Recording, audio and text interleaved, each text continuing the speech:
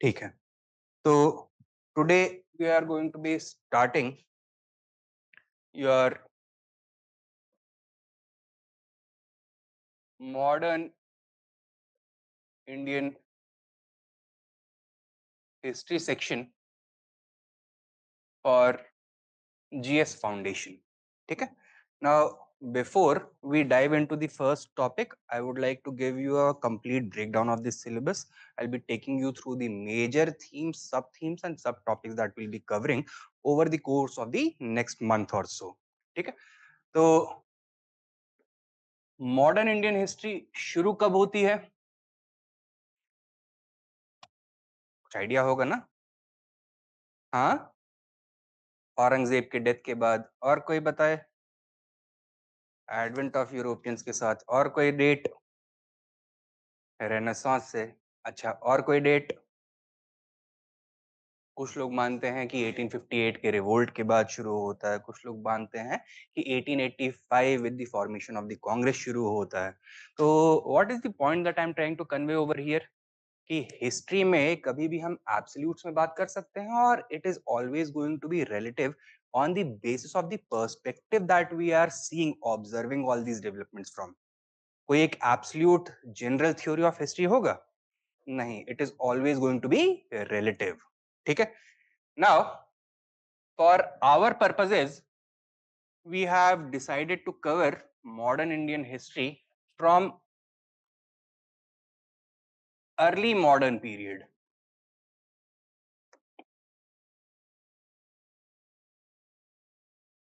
that is the 16th century onwards up to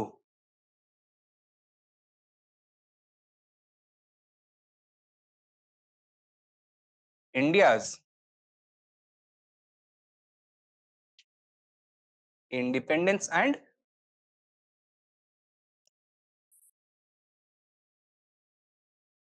partition. अच्छा, ये तो आप लोगों ने बचपन से सुना होगा ना that Indian history can be divided into 3 parts, ancient, medieval and modern history. Have you ever given thought to what is the basis of this partition? कि ऐसा पार्टीशन क्यों किया जा रहा है, किस बेसिस पे किया जा रहा है, what are the parameters on the basis of which this differentiation is being made? कभी सोचा इसके बारे में?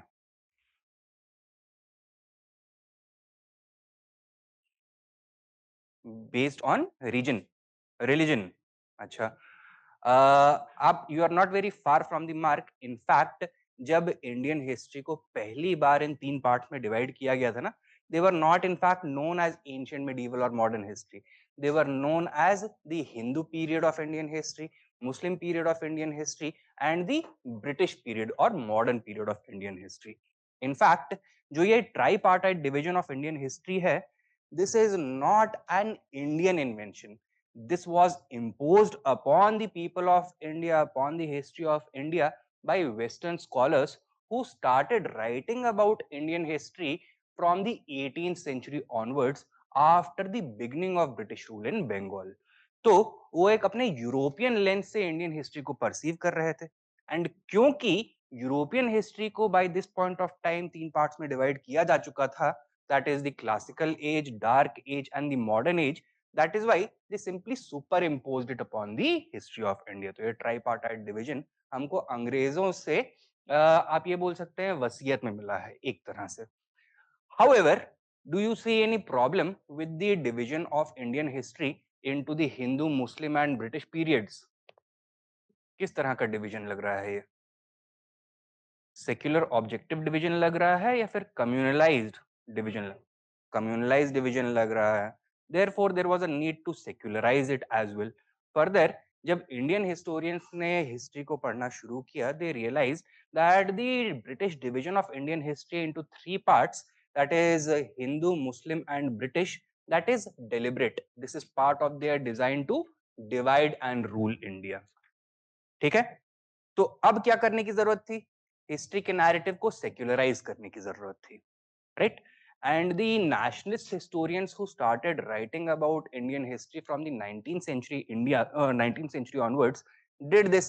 They simply took the tripartite division of Hindu, Muslim and British Indian history and renamed it. तो उसका nomenclature बदल दिया. क्या करा? Ancient, medieval and modern history कर दिया. But जो dividing line थे ना Indian history के, that is the years 1206 and 1757. This was the dividing line between ancient, medieval and modern history they remained in place. तो यानी कि हिंदू, मुस्लिम और ब्रिटिश पीरियड को सिंपली रीनेम कर दिया has ancient, medieval and modern periods, लेकिन ये जो पैरामीटर्स हैं ये बदले नहीं गए हैं. Now what is the significance of these dates 1206 and 1757? 1206 the date of the establishment of the Delhi Sultanate, ठीक है, and 1757 the date of the Battle of Plassey, the beginning of British rule over Bengal. तो simply political transformation के basis पर आपने बोला that one age has ended and another age has begun. अब ये बताओ कि historical change जब भी होता है, is it happening only in terms of politics or is it much more comprehensive? It is much more comprehensive. उसके अलग अलग dimensions होते हैं. Political होता है, that is correct, but economic dimension भी होता है historical change का, social dimension भी होता है historical change का, cultural dimension भी होता है historical change का, even international dimension मतलब international relations का dimension होता है historical change का, right? So now, on the basis of this understanding that historical change is much more comprehensive than it was perceived earlier, ये dates क्या उतनी valid रह जाती हैं अब? नहीं रह जाएंगी, right? And therefore, a much more nuanced approach to understanding the process of historical change needs to be developed. तो अभी ये बताओ कि dividing lines between these ages, can they ever be a single hard date or will they have to be lengthier periods of time over which multi-dimensional historical change can be observed? Hard line होगा या longer period होगा? Longer period होगा. So historical ages के बीच में transitional ages आएंगी. They may last a few decades or even a few centuries in certain cases. Is this clear? Secondly, ये बताओ कि हिस्टोरिकल चेंज क्या ऐसा होता है कि आपने चुटकी बजाई लाइट बंद हो गई या फिर लाइट चुटकी बजाई लाइट जल गई? एक second please, let me just finish. अच्छा, I'll deal in English only. अच्छा, is historical change something of a light switch that you can simply flick it on and off? No. अच्छा, is historical change something that is going to be visited equally upon all the people of the world, or will some people experience historical change early and some people will experience it later? The second case, right? Now, as a result, a new framework for the periodization of Indian history was needed.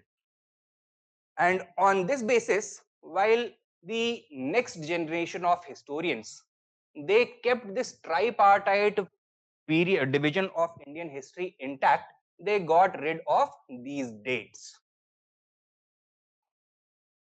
and replaced them with certain transitional periods. So between ancient and medieval was inserted early medieval history, and between medieval and modern was inserted early modern history. ठीक है? And the time periods are also going to be defined now, but these time periods are not going to be defined in the form of absolute dates or absolute years. Rather, they are going to be defined in terms of centuries or decades. ठीक है? So early medieval period of Indian history was now categorized as middle 8th to 12th century or early 13th century. ठीक है? Similarly, early modern period of Indian history was now categorized as 15th to 16th century. Is this clear? Now, since it is with modern Indian history that we are dealing with, there must be some dimension on the basis of which we can make the argument that conditions during the modern age were distinctly different from that during the medieval age, right? So what are the parameters on the basis of which historical change can be perceived? तो देखो, historical change को perceive करने के लिए, in order to perceive historical change, you must keep in mind that there are four basic dimensions, ठीक है? That is SPEC. क्या है ये? Social change, political change, economic change, and cultural change, right? Now, on the basis of this parameter, on the basis of these parameters, let us do a very rudimentary comparison between medieval and modern history.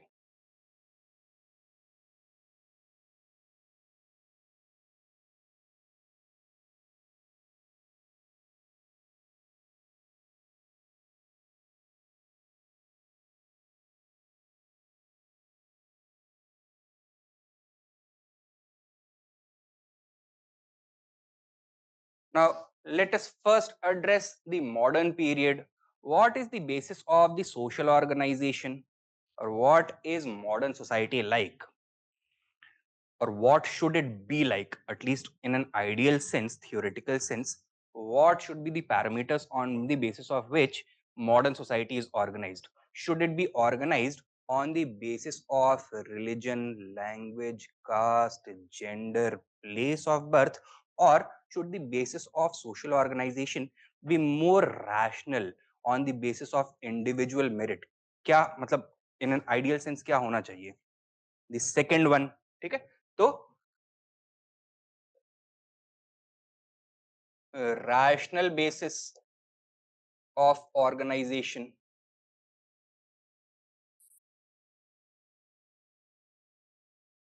Think about the constitution.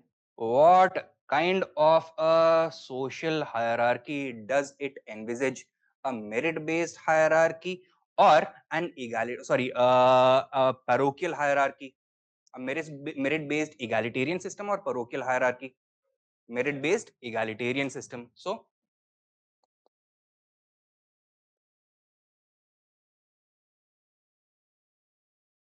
and should the merits of an individual be judged on the basis of his caste identity, gender, language, religion, race, etc.?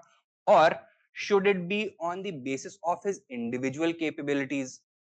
Individual capabilities. So, individualism as opposed to collectivism.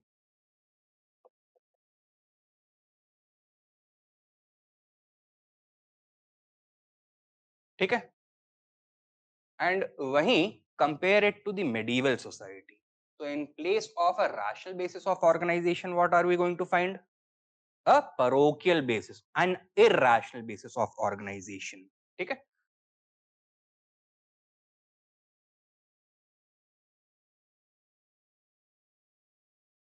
Similarly, when it comes to the prevalence of rights, obligations, and duties, are they going to be equally distributed among individuals, or will there be an existing prevalent system of privileges? System of privileges.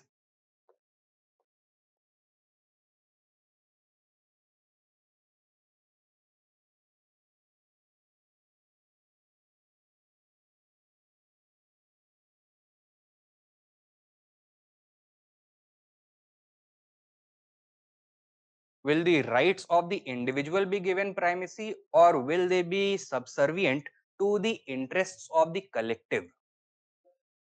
Collectivism, group think is going to dominate.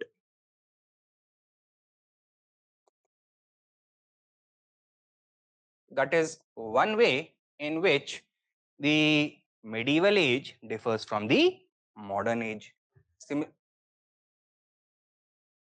क्या? Parochialism, that means on an irrational basis. That means either on the basis of your identity group or on the basis of ritual purity. Some groups are considered pure, some groups are considered impure, some groups are considered superior, some are considered inferior.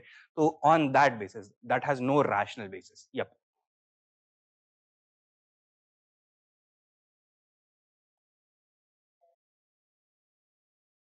I am saying ideal terms में, इन अ theoretical sense कैसा होना चाहिए, ठीक है? तो हम ऐसा नहीं है that we are living in a state of perfection, but we have an ideal ना, that this is where we need to reach, that is what we are working towards, that is what we are trying to define over here, ठीक है?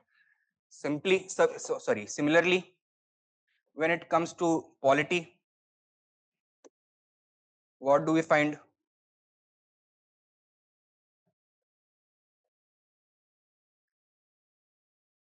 Modern polity, what is its basis?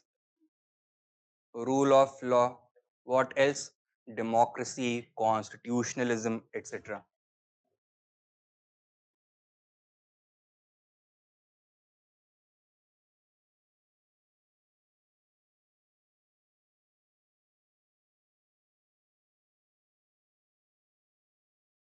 On the other hand, basis of medieval polity, yes, authoritarianism or autocracy instead of democracy, rule of all or rule of a few, rule of a few,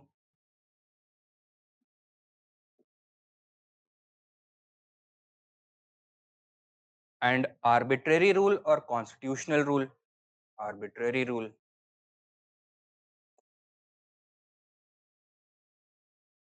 right? So this is how we can distinguish between medieval polity and modern polity. Similarly, when it comes to the economy, what are the hallmarks of the modern economy? Market economics, capitalism, ठीक है?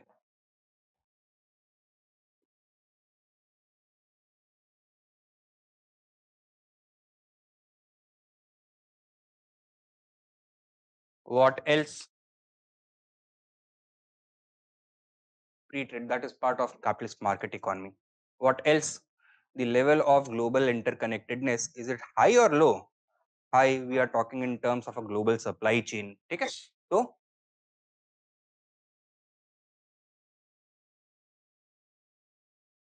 and as a result of this, the interdependence of different regions and sectors, is it greater or lesser than previous periods? Greater. So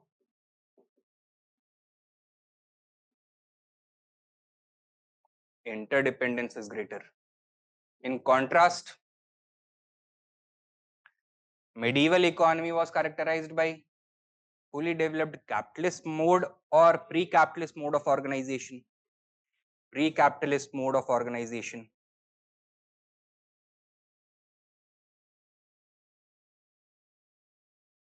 Further, we did see some degree of globalization, but did we see complete global integration of economic systems, or globalization existing as an exception within the norm of local self-sufficiency?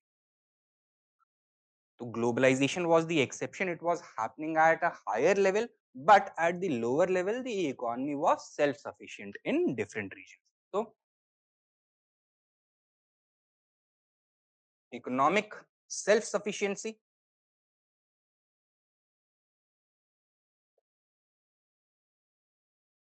with low degrees of globalization. ठीक है? Similarly, when we talk about the cultural aspects of history,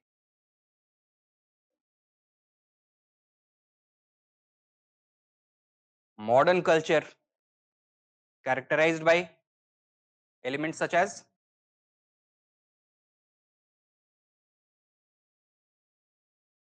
enlightenment वगैरह तो ठीक है. What do we see right now?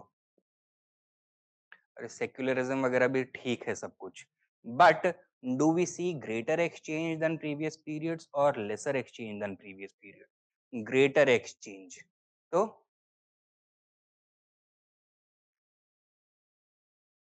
exchange is increasing.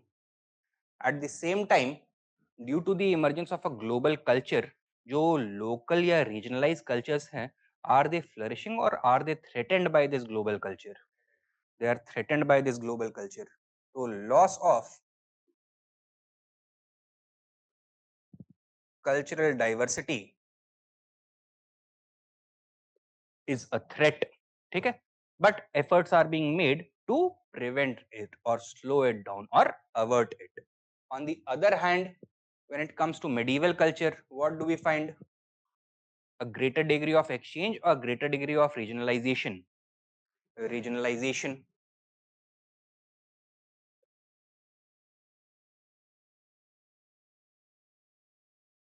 Along with a low degree of diversity or high degree of diversity? High degree of diversity. Since every region, every community will have its own culture, therefore degree of diversity is going to be greater as well. ठीक है? So these are the parameters on the basis of which the transition from medieval to modern age is perceived, right? Now all the dimensions of the modern world, they are actually shaped by one ideological movement. Religious. They are shaped by one ideological movement that affected or that began in Europe during the 16th century and has shaped the modern world. Which ideological intellectual movement are we talking about over here? The Enlightenment. ठीक है? तो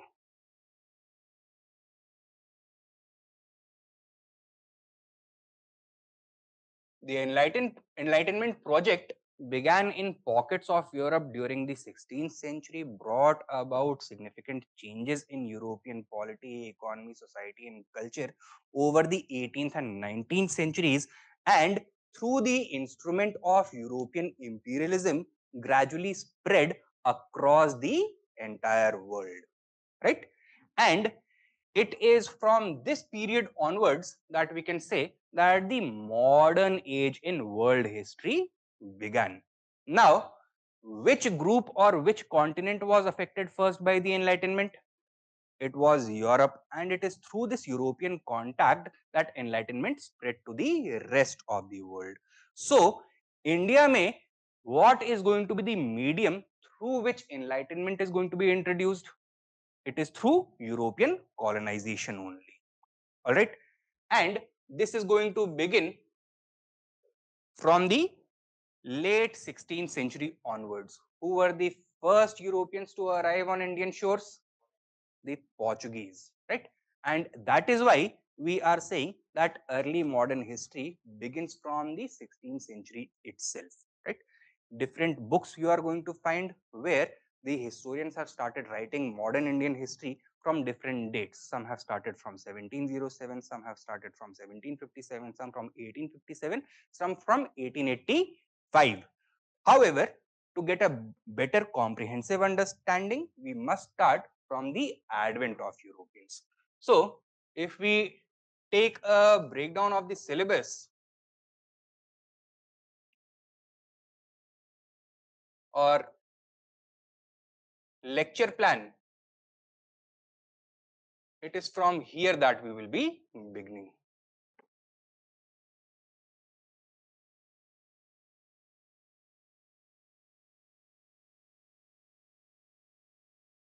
The advent of Europeans.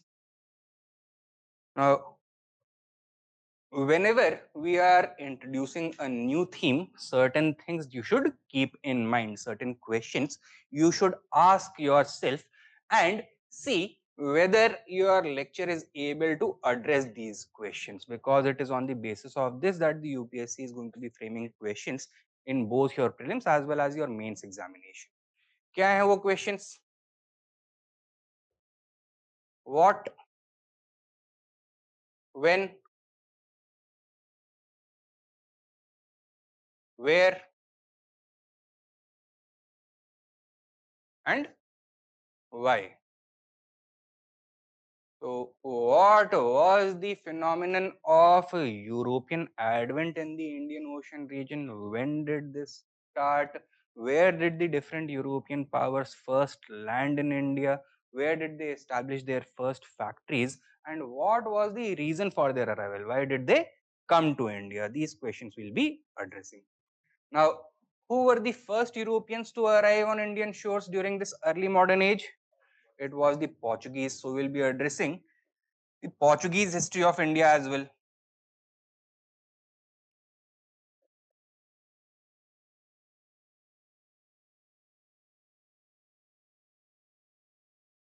The manner of their arrival, the Portuguese establishment that was created in India,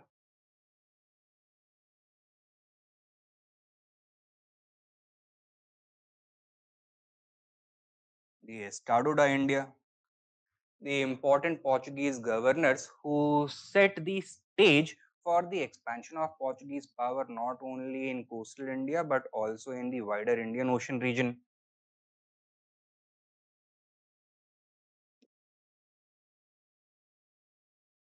Then we'll be talking about the Portuguese colonial policy in India.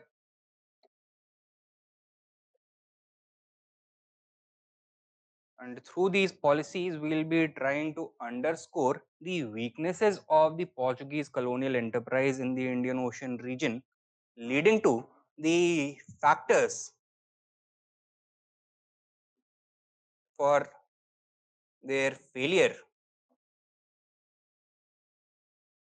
to protect their early lead in India. Now, the Portuguese arrived in India in 1498 itself. The next European power to arrive in India were the British, who first came on Indian shores more than 1 century later. Okay? Or the Dutch, who came more than 1 century later, 1605. So, why was it that the Portuguese, who had such a long lead, were not able to retain their gains in the Indian Ocean region? So that is what we'll be addressing. The manner of Portuguese downfall in the subcontinent or in the Indian Ocean region, the triangular conflict for supremacy in the Indian Ocean region between the Portuguese, Dutch, and the British. And finally, we'll be addressing what are the impacts that 1 century of Portuguese rule has left in the Indian Ocean region in general and on India in particular. Okay? So these we are going to be addressing as part of this. Is this clear? Now, where the Portuguese failed to establish a lasting empire in the subcontinent, which power succeeded? It was the British, right? So next, we will be talking about early history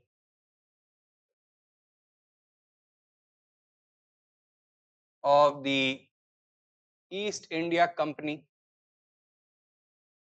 When it was established, what were the terms under which it was provided, it was granted the charter to deal with the Indian Ocean region, where did it establish its factories, and what was the way in which the early company was organized.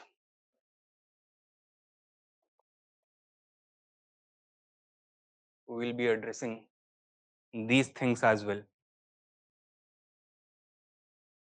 Thirdly, at the time when the English East India Company arrived on Indian shores, much of India was being governed by probably what was the most powerful Indian empire to have ever existed in history.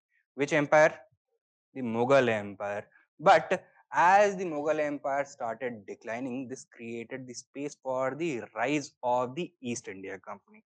Therefore, we must also take a look at the process which facilitated the rise of the company. Okay? So this process took place during the 18th century. So we'll be taking a brief glimpse of 18th century India. Over here, we are primarily going to focus upon two things: the decline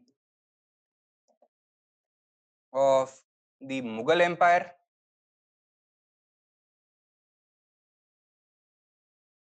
and as the Mughal Empire began disintegrating, it was replaced by a large number of small regional polities, small regional kingdoms. So, a rise of regional kingdoms.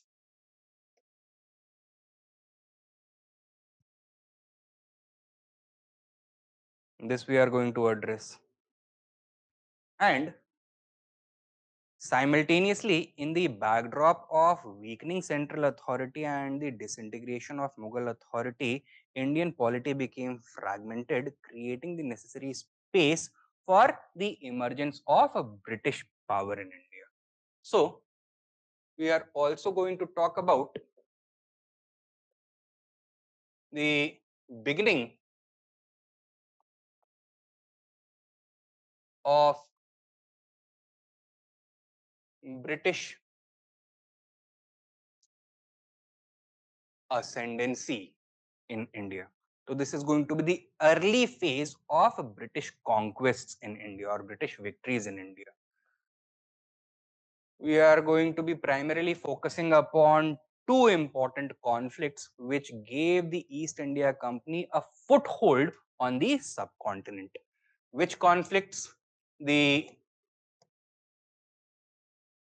Carnatic Wars, also known as the Anglo-French Wars, three Carnatic Wars we are going to talk about, and the Anglo-Bengal War from 1757 to 1764. Bookended by two famous battles, the Battle of Plassey and the Battle of Buxar.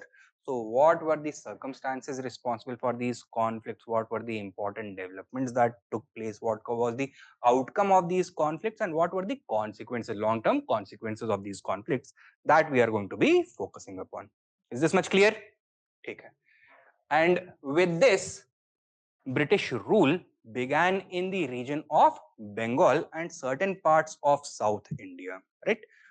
Following period of 50-60 years is going to be the phase of British expansion in India. So from Bengal and Madras, they are going to expand their territorial and political authority over much of the subcontinent. Now, we are not going to be talking about this in the terms of wars or conquests only. Yes, that is going to be one dimension, but if we focus only upon wars, then the comprehensive view of history is going to be lost. Okay? Now, what the company did following its conquest of Bengal was to reorganize its administrative organization in the subcontinent. Right? Through the Regulating Act of 1773, the company's administration was streamlined and a direct connect or direct oversight of the British Crown was placed over the company's government in India. In India, the senior most company official was known as Governor General, initially known as the Governor General of Bengal, later known as the Governor General of India. And it is through the history of Governor Generals that we are going to be charting the course of British political expansion, their colonial policy, political policy, economic policy, cultural policy, social policy, etc. Okay? So, next we are going to talk about the history of Governor Generals, through which we will be addressing British political expansion, their economic policies, socio-cultural policies,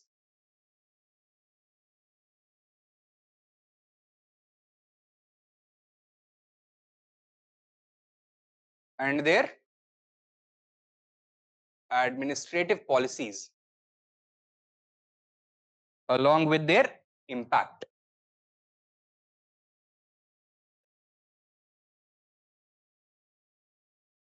ठीक है? uh, while governor generals governed on behalf of British crown right from 1773 up to independence and shortly after till 1950, we are only going to be talking about governor generals between 1773 and the great revolt of 1857. 1773 to 1857 ही हम बात करने वाले हैं. So who are the important governor generals during this period? Warren Hastings,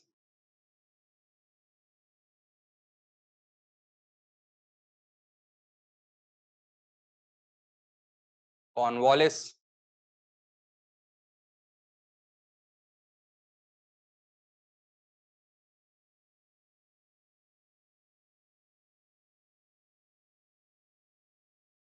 John Shore,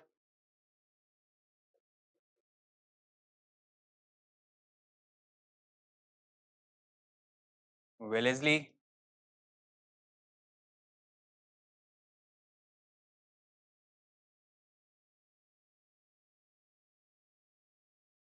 George Barlow,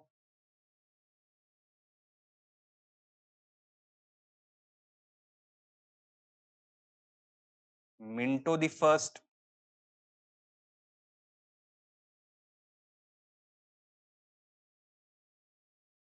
Hastings,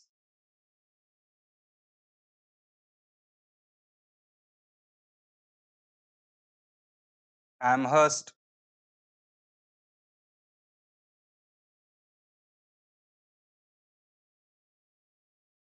Bentinck,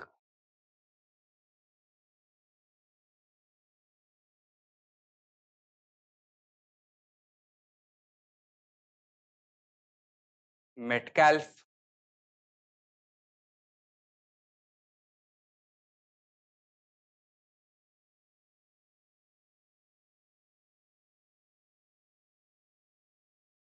Auckland,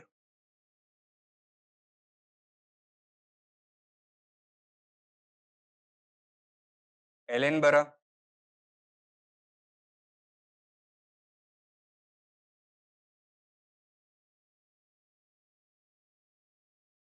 Hardinge,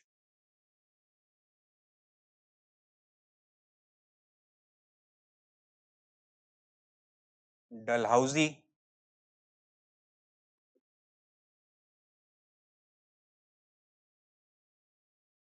and Canning.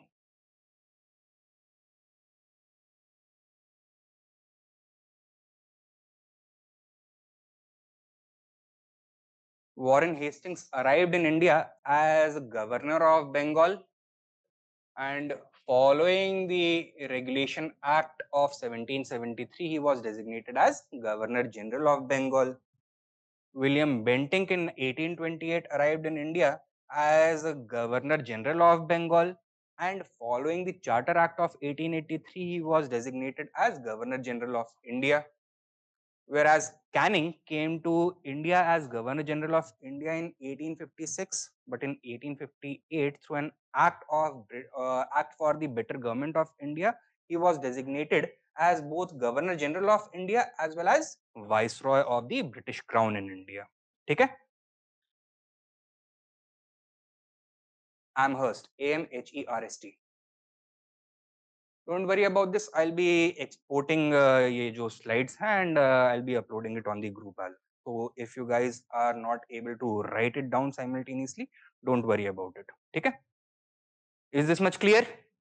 So through the history of governor generals, we'll be looking at the British territorial expansion, economic policies, socio-cultural policies, administrative policies, and their consequences and their impact, the blowback. Is this clear? Right. Now,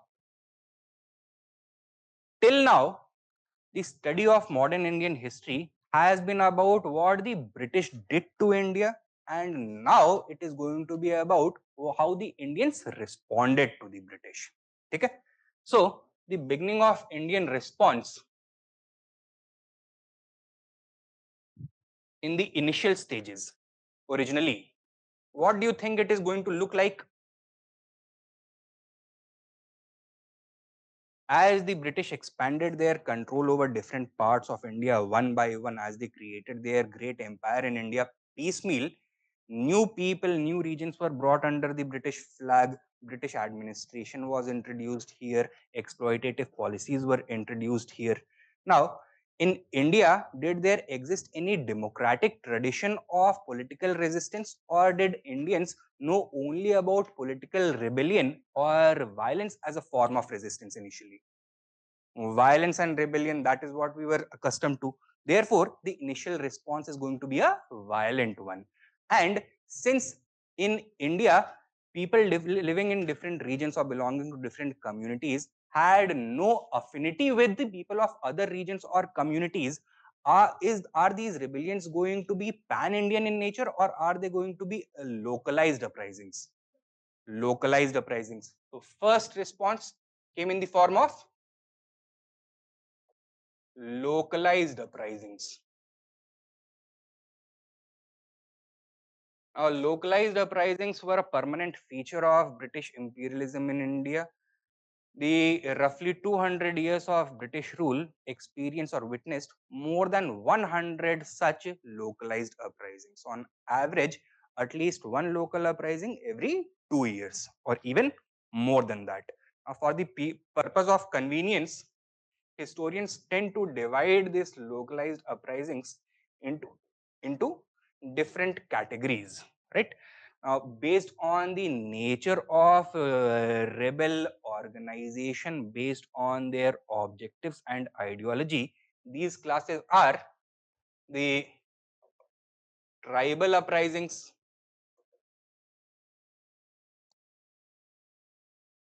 uh, peasant uprisings,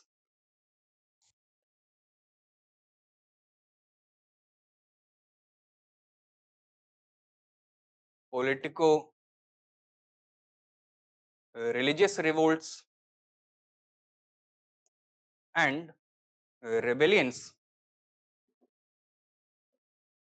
by the dispossessed elite. So that means who held sway in their particular regions before the establishment of British rule, but were stripped of their power, privileges, wealth, and authority following the establishment of British rule. They are going to be left aggrieved, and thus they are going to rebel. Okay? So these are the different categories that we can divide this under. Now, what is our focus going to be? On underscoring the causes, on underscoring the important examples through which we'll be focusing upon the regions affected, leaders of these revolts, the strategy adopted by the rebels, and outcome or consequences. Okay? Now, while these localized uprisings registered a note of resistance against British exploitation and pressurized the British to modify or reform the administration slightly, did they result in the end of British rule in India or no? No. Okay, so they were unable to end British rule in India, and thus the local political aspirations of these groups remained unfulfilled. And as we, as Indians as a whole, were brought under greater British authority, the British introduced uniform administration, improved connectivity, provided necessary infrastructure, and created a pan-Indian government. And as a result, future responses to British exploitation in India, are they going to remain confined to local regions as it was earlier, or are they going to induce a pan-Indian response? A pan-Indian response. Now, this firstly manifested in the form of the Great Revolt of 1857. Once again, what are the questions we'll be trying to address here? What were the causes responsible for the revolt? What were the storm centers and important leaders of the revolt? What was the scope and intensity of the revolt? So what was the nature of the spread of the revolt? What was the level of public participation? These kinds of things. Did the revolt succeed in ending British rule in India? No. Therefore, we must underscore the factors for its failure.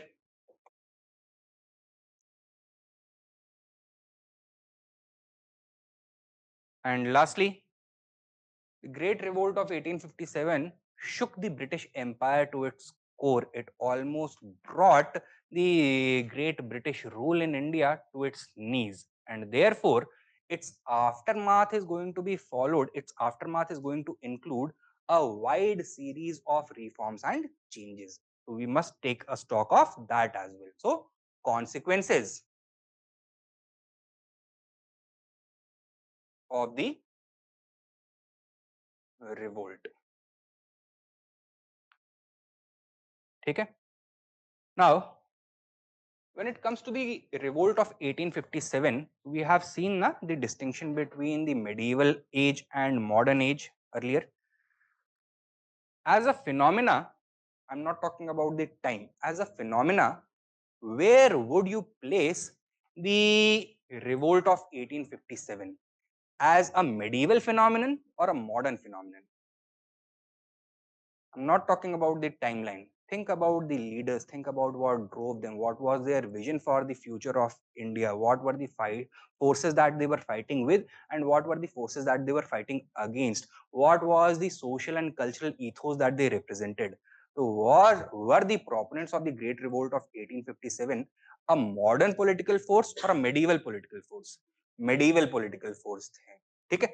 Now, India had tried to resist or to oppose modernism with the tool of medievalism, but it had failed. So, could the same strategy succeed in the future, or will a new strategy be needed? A new strategy is going to be needed. So, a modern political response, modern socio-cultural and economic response is going to be necessary. And this is going to manifest firstly in the form of the 19th century socio-religious reform movements.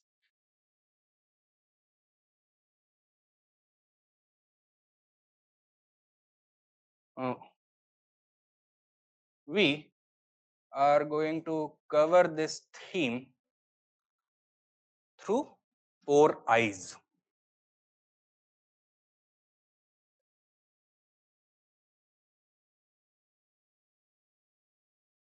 क्या है ये 4 eyes?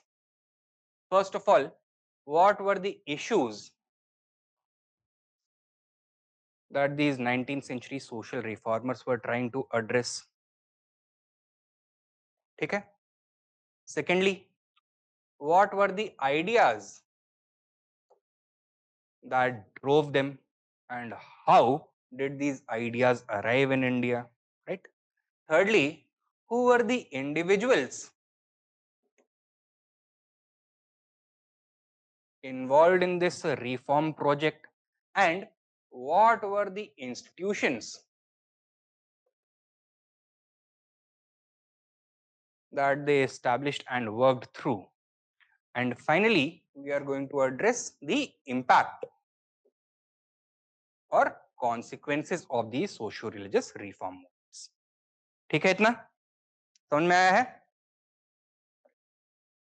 The socio-religious reform movements, apart from trying to mend the fractured Indian society, also laid the social and cultural roots of future Indian nationalism and the national movement. Okay, so that is where we are going to go to next. The rise of Indian nationalism.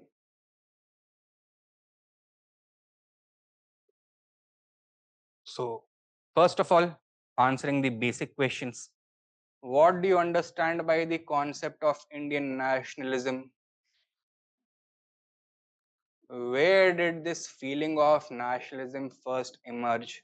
Among whom did it emerge first? And what were the reasons for it? ठीक है?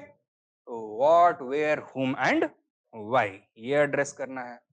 Secondly, one question that students don't generally think about but is becoming more and more important in the modern political discourse is, what is the difference between European nationalism and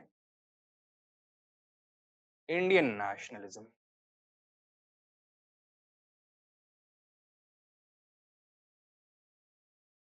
ठीक है?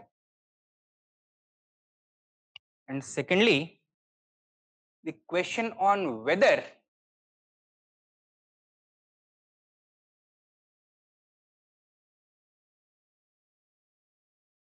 Indian nationalism is substantial or superficial. So colonial scholars have leveled the allegation towards the national leaders of India, especially during the phase of national movement, that they simply manufactured the phenomena of Indian nationalism out of thin air.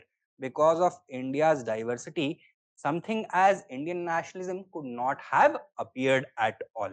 So whether this allegation is valid or invalid, we need to address this as well. Is this clear?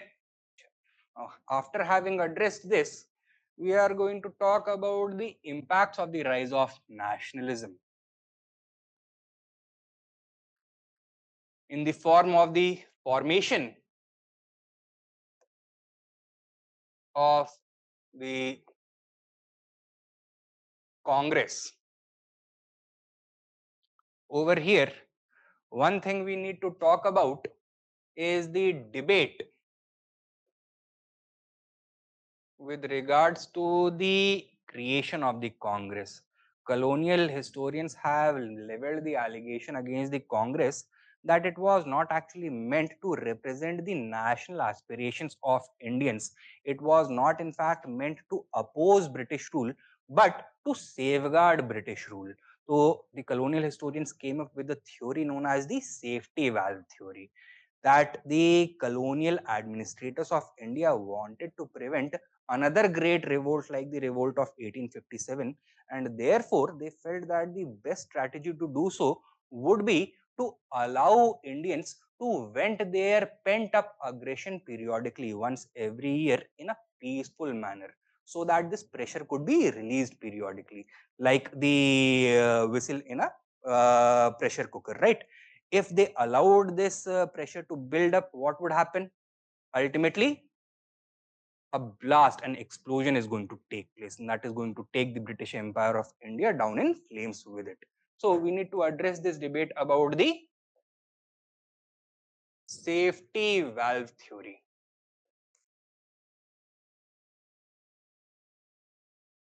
And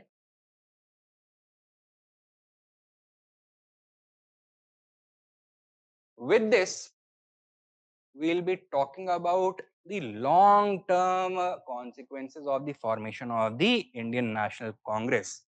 That is the beginning of an organized project of nationalist politics. First to reform colonial government in India and then to end colonial government in India and grant self-rule to Indians. The Indian national movement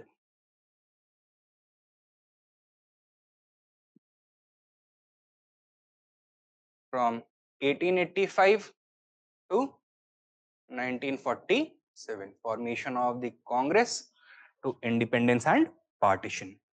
Now, over here, we are going to be focusing upon two different legs.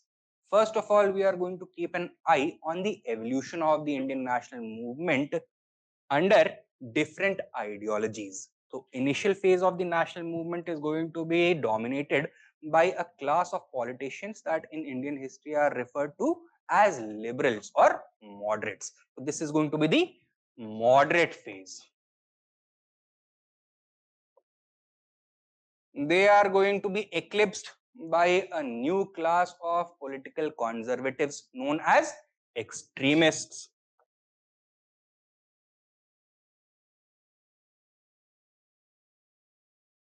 Parallel to the extremist movement, a revolutionary trend is also going to emerge. So, phase of revolutionary extremism.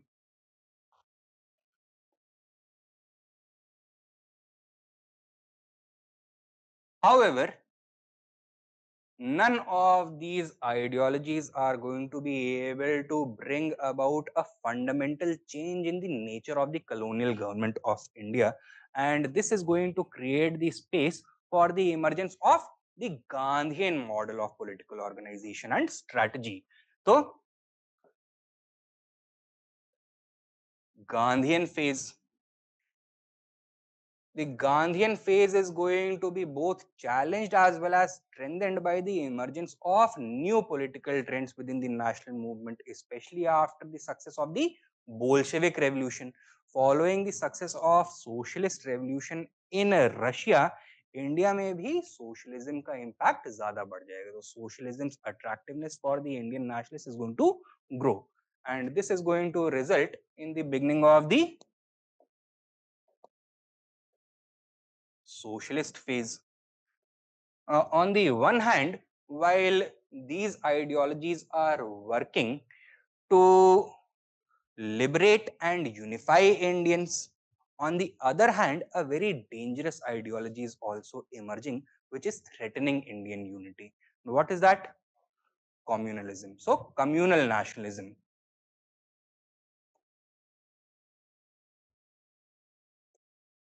So, these are the ideological trends that the national movement is going to undergo from 1885 to 1947. Now, moderate period of nationalist politics. Are we going to see a large number of mass movements, or will we see politicking at an organized level? Organized level, but not mass politics. So, phase of mass politics is going to begin with the extremist phase.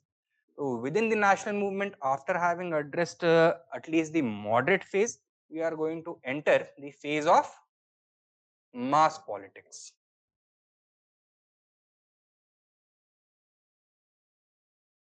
The earliest mass movement in Indian history, modern Indian history, the Swadeshi movement.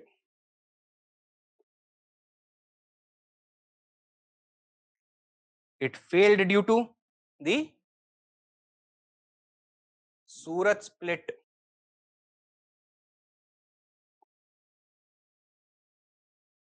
The British tried to divide and rule Indians by granting separate electorates to Muslims through the Morley Minto reforms or the Indian Councils Act of 1909. And the failure of the Swadeshi movement introduced a period of political dormancy in Indian politics which lasted for almost a decade. And mass politics could not be revived for almost 10 years before the Home Rule movement of 1916. ठीक है? In fact, Home Rule movement took place during the First World War, and the pressure of the war, along with the pressure exerted by the Home Rule movement, forced the British to make a declaration regarding the constitutional future of India and the demand for self-government, known as the August Declaration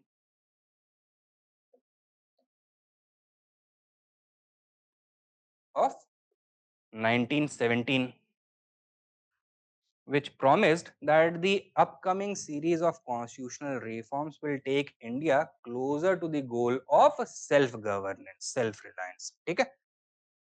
Now, with the end of the First World War, there was a great hope for reform among Indians. Indians, by and large, had supported the British in defeating the Germans, the Ottomans, and the Austro-Hungarians, and therefore they expected to be rewarded. However, their hopes were dashed. The British went back to their default position of exploitation in India, and this led to a rising wave of popular discontent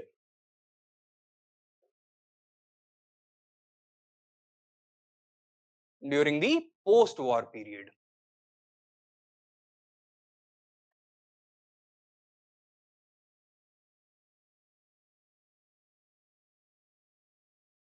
Which witnessed powerful mass movements under the leadership of Mahatma Gandhi. कौन-कौन से? The Rowlatt Satyagrah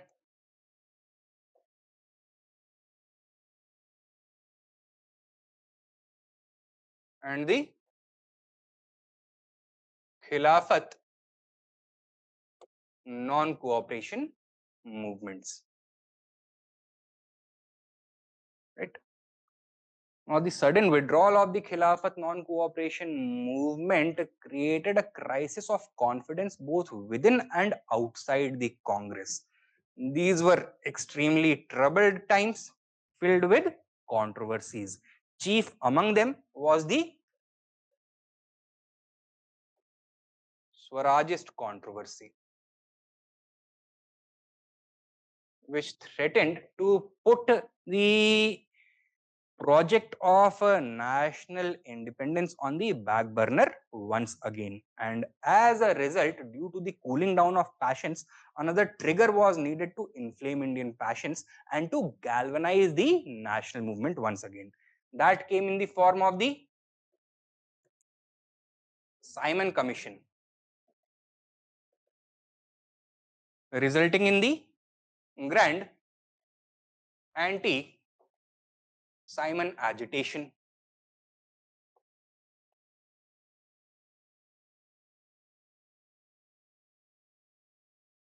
The establishment of the Simon Commission raised the question of the constitutional future of India, from which Indians alleged that the Europeans, that the British, were keeping them away.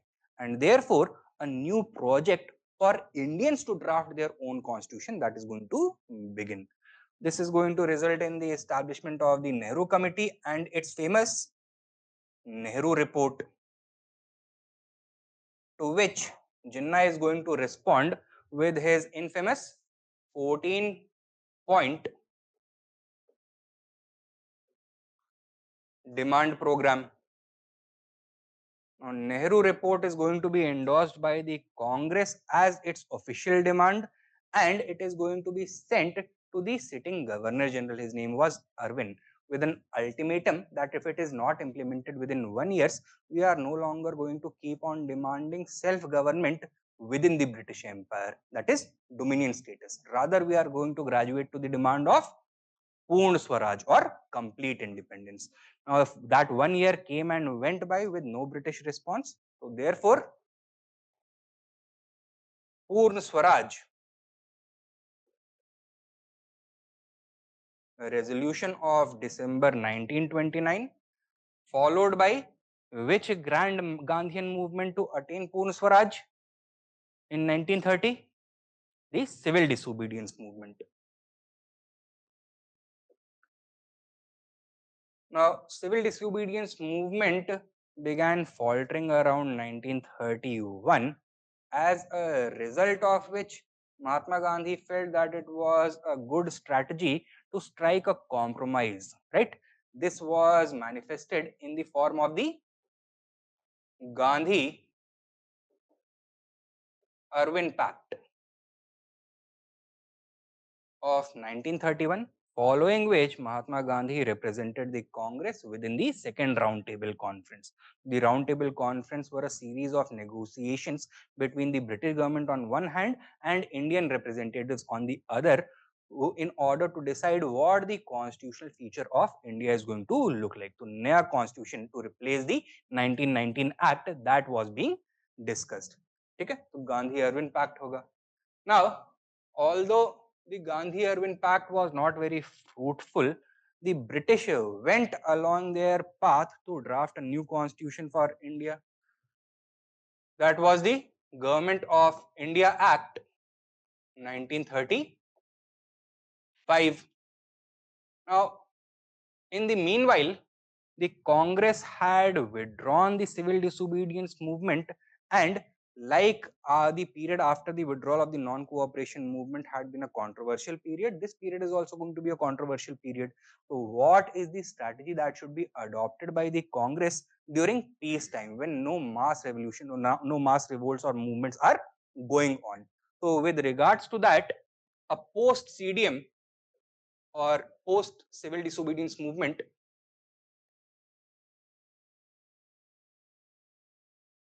strategic debate emerged within the Congress. It was ultimately resolved with monumental consequences, because following this strategic debate, the Congress decided to participate in the upcoming provincial elections of 1937. British India consisted of 11 provinces at this point of time. Congress contested in all provinces. Another political force that was emerging during this period of time was the Muslim League, but there was a huge gap between the Congress and the Muslim League, and certain controversies erupted during the course of these elections that are going to create a huge rift between the Congress and Muslim League. Before this, Jinnah was quite cooperative with the Congress, but due to certain miscalculations, he decided to go on a completely different trajectory. So, the 1937 provincial elections, along with the controversy leading to divergence between Congress and the Muslim League, and the rise of Muslim League as a mass movement unto itself. Now, the Congress registered a great degree of success in these 1937 elections, and what followed was 28 months of Congress rule in 8 out of the 11 British Indian provinces. So,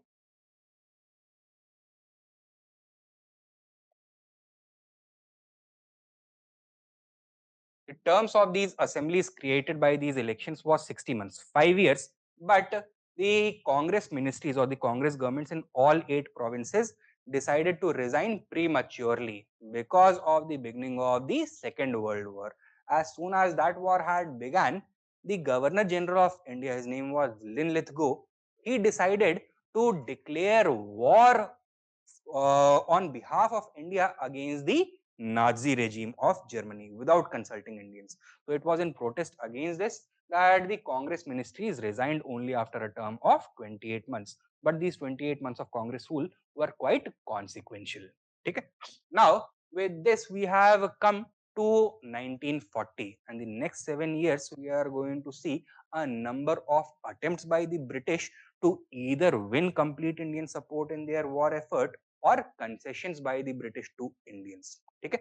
We are also going to witness some important movements which are going to create a sense of urgency among the British to transfer power to Indians and leave India as quickly as possible.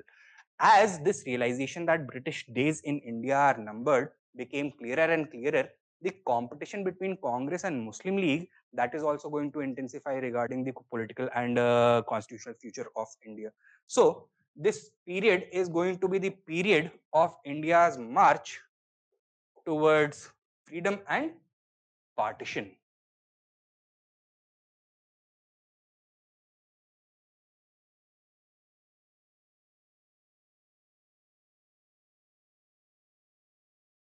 And what are going to be the important episodes in this process?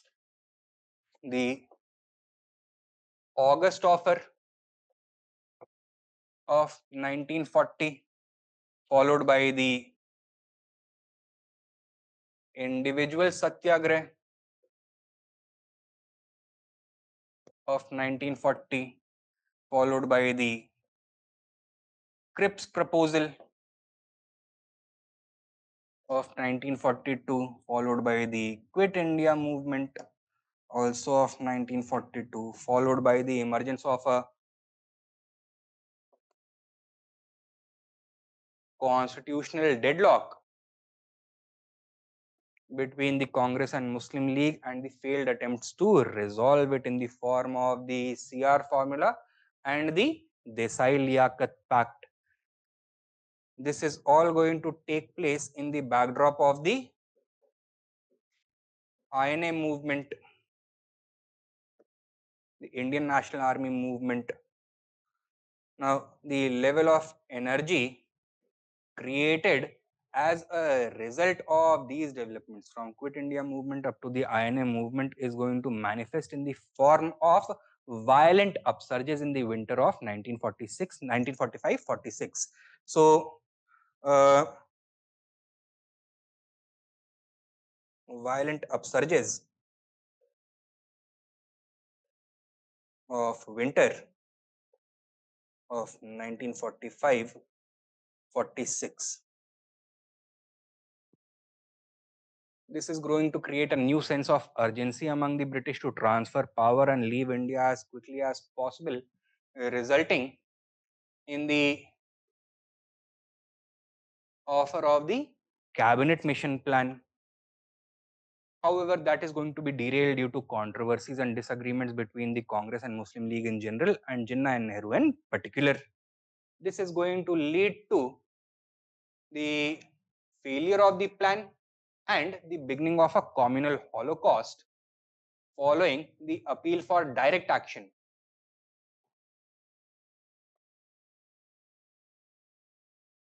made by Jinnah to the Muslims of India on the 16th of August 1946. Ultimately, the British are going to feel helpless, and so is the Congress. They will have to accept the illegitimate demand of partition through the Mountbatten Plan. तो इसके अंदर ये सारी चीजें हमें और देखनी होंगी. Is this clear? And with Mountbatten Plan, India's freedom as well as partition was destined. So these are the important themes we'll be covering as part of our syllabus. All right. Now, coming to the very first topic, the advent of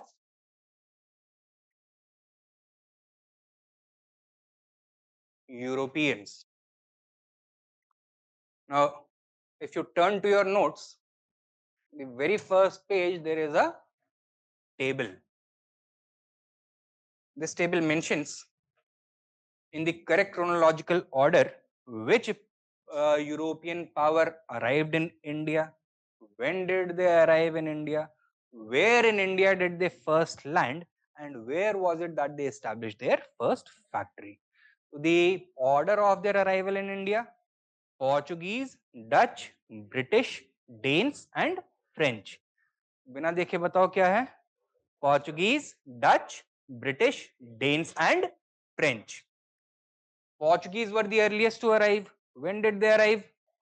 1498. Who was the Portuguese commander who arrived in India first? Vasco da Gama. Then to arrive were the Dutch. When? In 1596. Then were the British in 1608.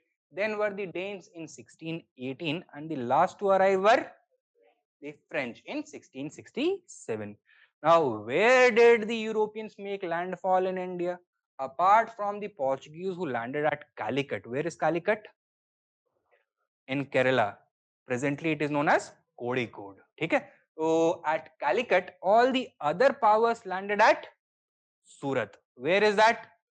Gujarat. Okay? Now, another important question is, where did they establish their first factory? Now, before we address this, explain to me what do you mean by a factory? Now, there is a modern definition of a factory, a place where certain goods are manufactured, right? But this is not what a medieval factory meant or a factory of that period meant. A factory was a place where these European traders stored and traded their goods. You can think of it as a somewhat of a go down come showroom.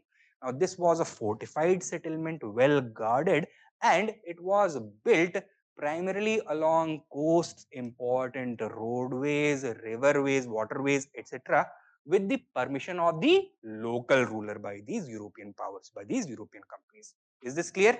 तो ये हो गया factory. Now, where was it that these powers established their first factories? The Portuguese established their first factory at Cochin. When? In 1503. Who was the local ruler who gave them the permission to establish a factory at Cochin? It was the local ruler of Calicut, known as the Zamorin of Calicut.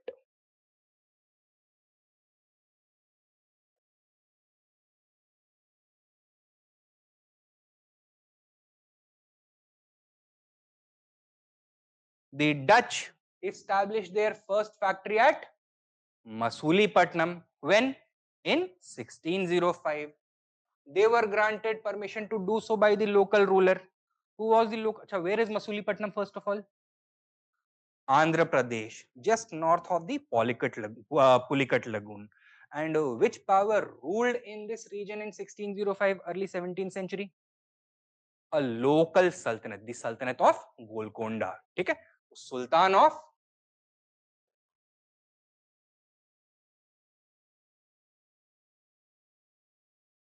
Golconda ruled here.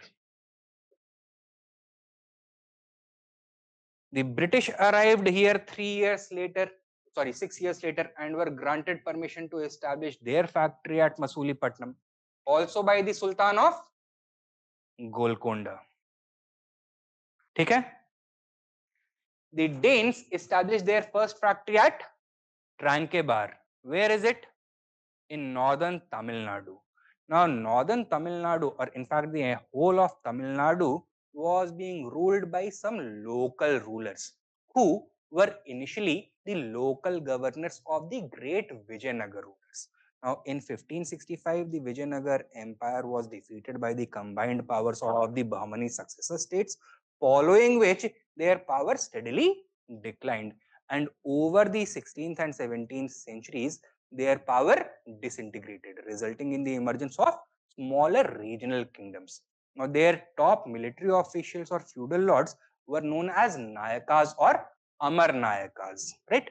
Now, these Nayakas established their locals, or their own independent local principalities in regions such as Mysore, in parts of Karnataka, Andhra Pradesh, as well as Tamil Nadu. So, it was from a local Nayaka ruler that the Danish got the permission to establish their factory at Trankebar.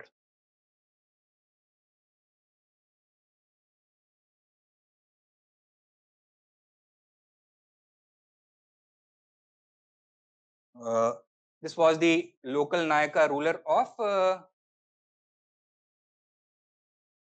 Jinji. So in Tamil Nadu, there were a number of Nayakas. For example, the Nayakas of Vellore, Nayakas of Madurai, Nayakas of Jinji, Nayakas of other places. So it was the Nayaka of Jinji who had granted the Danes the right to establish their factory at Trankebar.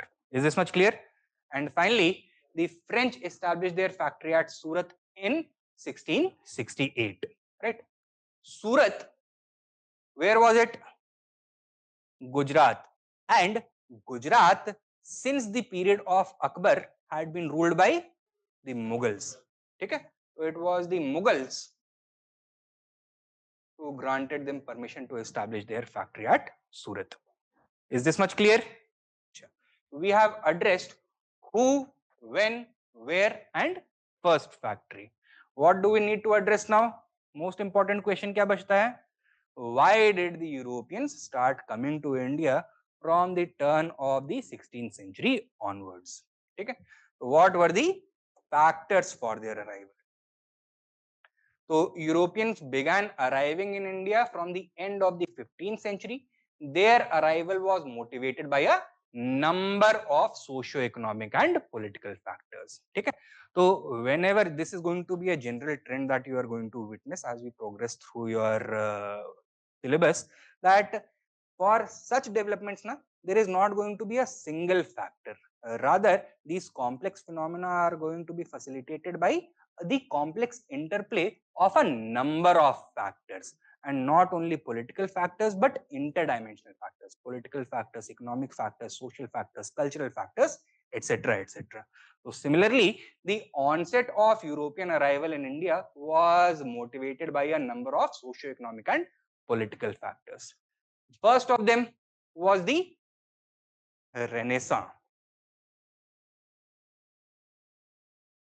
What do you understand by this term Renaissance? It is a French word which literally means reawakening or rebirth. Okay?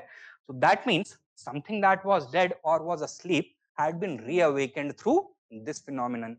What was it that this phenomenon purportedly reanimated or reawakened? सबसे पहले ये बताओ, ये phenomena which time period does this belong to? 14th, sorry, to 16th century. This was the transitional age between the European Middle Ages and the European Modern Age. Okay? So what do you think that this phenomena was trying to awaken or reanimate? Or scientific thinking, or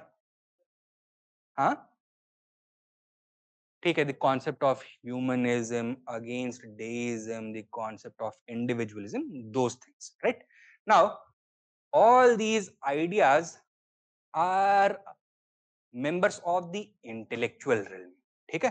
So it was European consciousness which the scholars who talked about the phenomena of Renaissance said had become dormant during the European Middle Ages. In fact, the medieval ages of Europe or the Middle Ages of Europe, 7th to 14th century, are categorized as a dark age in European history. This was replaced by the modern age, the age of light, the age of enlightenment. Okay? So it is this consciousness that was asleep that was reawakened by the phenomena of Renaissance. Right? Now, if the claim is being made that all the European consciousness, these ideas are simply being revived, they are not being introduced newly. So what does that indicate?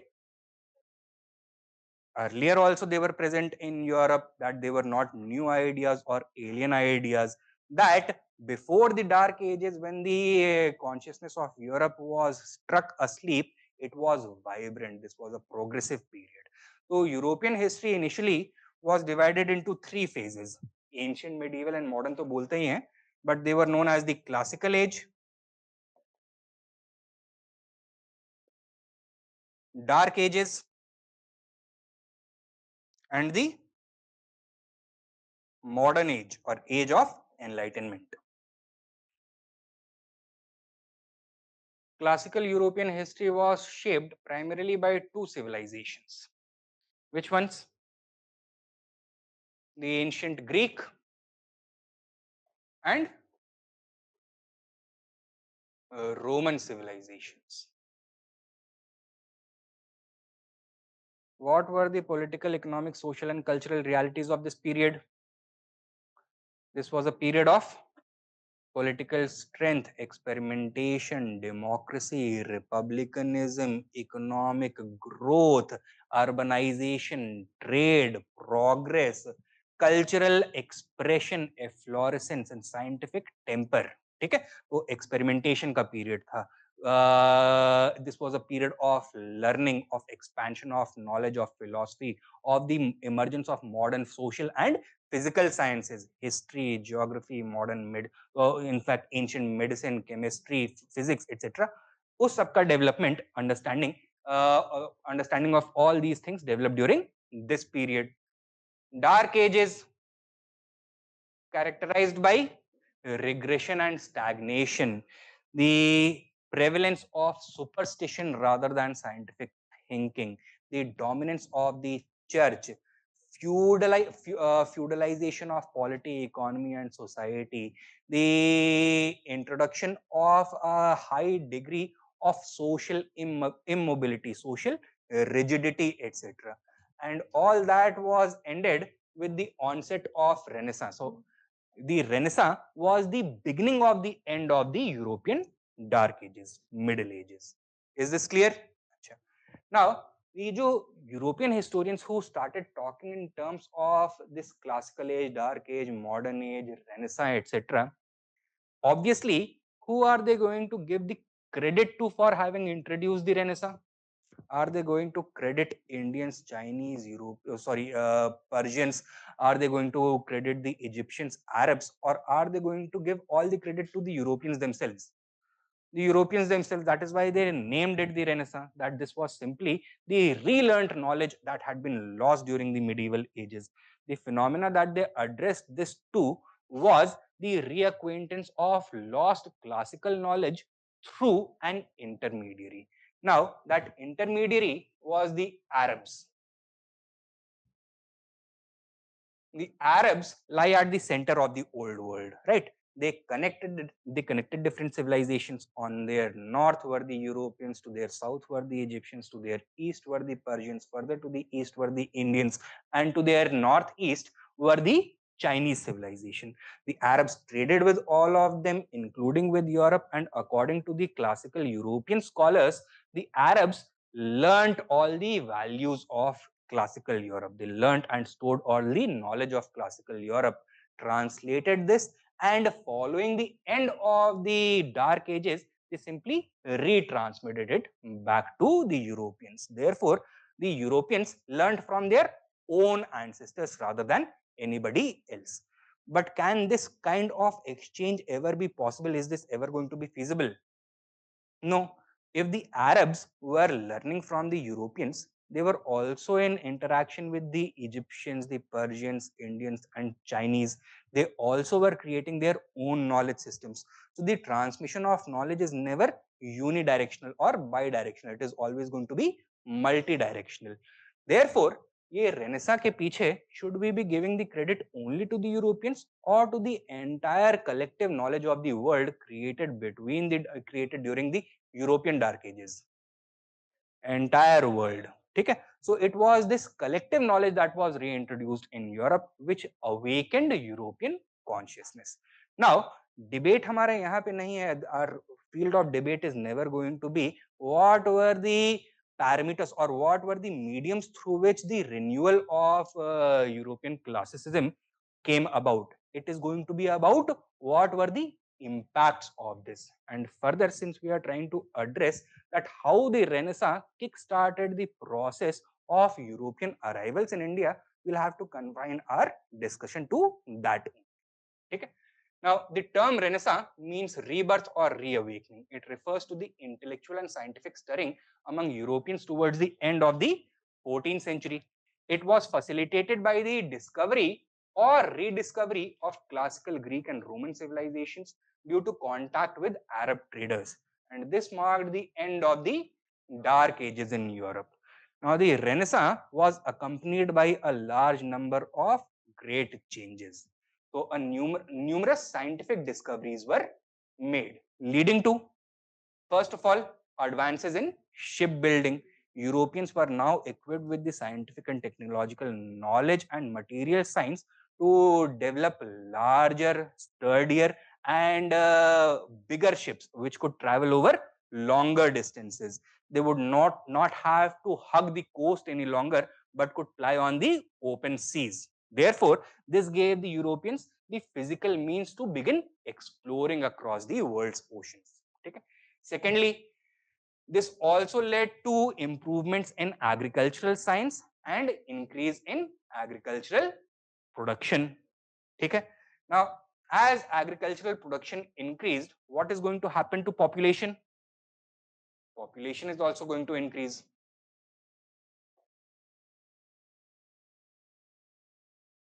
What is going to happen to agricultural productivity efficiency? That is also going to increase. That means the Europeans now have a larger workforce, and not this entire workforce is needed to work on the fields. This means that Europe has surplus workers now. So will they continue to be absorbed by the agricultural sector, or will they have to migrate to other fields of work? Other fields of work such as merchants क्या बेचते हैं? Yeah, manufacturing, crafts production, first of all, trade, that is going to happen. ठीक है? So crafts production,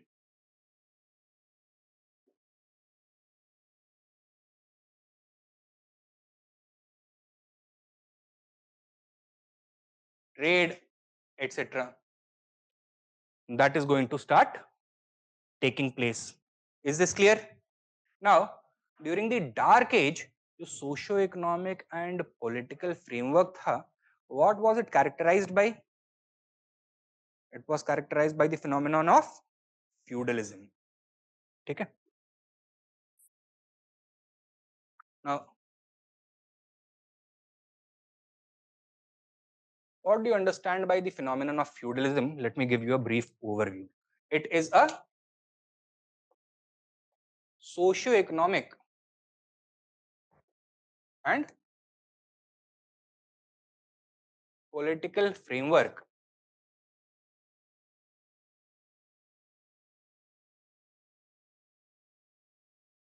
characterized by, first of all, political scenario mein what do we find?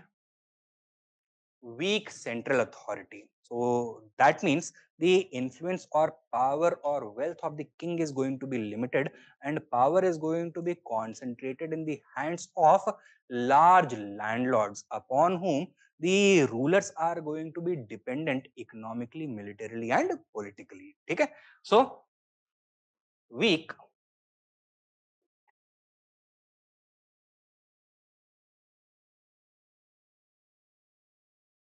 central authority.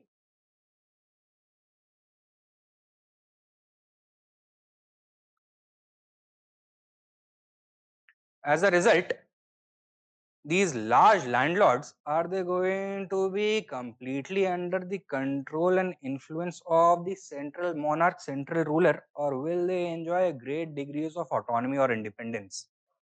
Local autonomy or independence.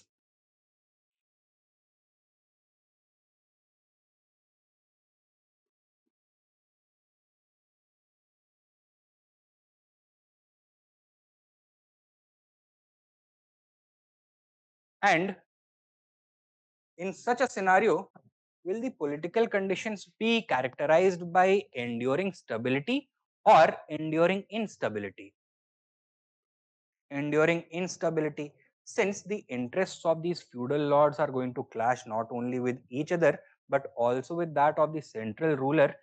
Rebellions, civil wars, and wars are going to be quite frequent. So political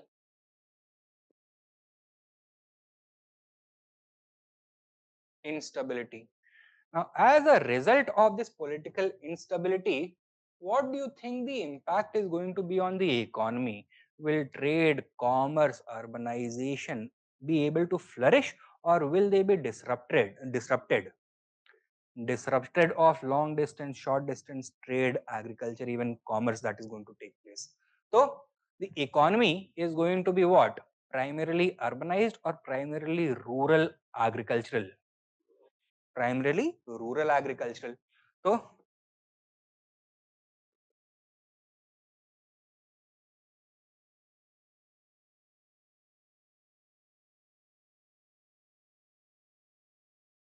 primarily agricultural economy है, right? Now Is trade only about the exchange of goods and services, or is it also about the interchange of ideas and individuals? Of both. At all level, trade influences the human experience, right? And therefore, as trade, especially long distance trade, slows down the exchange of ideas, that is also going to slow down, and this is going to have any impact on education, the human consciousness, or not? कोई impact नहीं होगा इसका? होगा. As people stop exchanging ideas, new ideas do not emerge, and this is going to lead to intellectual and scientific stagnation. And therefore, while the economy becomes primarily agricultural, what is going to be the secret to success in the agrarian economy? Is it going to be technological improvements or the ability of the landlords to control the important factors of agricultural production?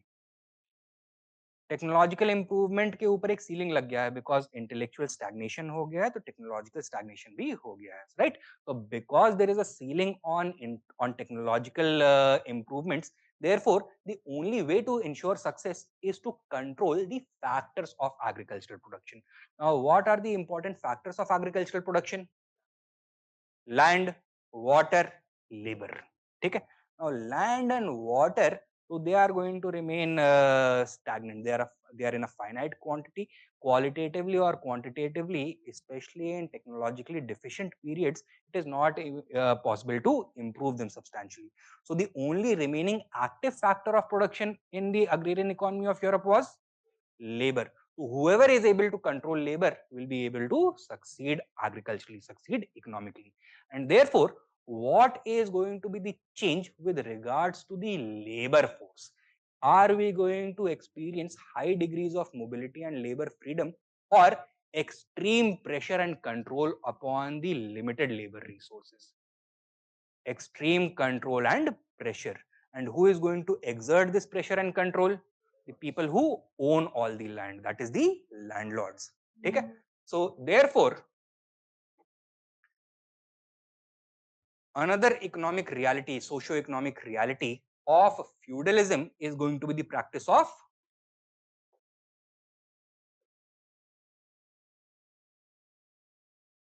serfdom. Okay? Now, what do you understand by serfdom? It is a form of semi-slavery, right?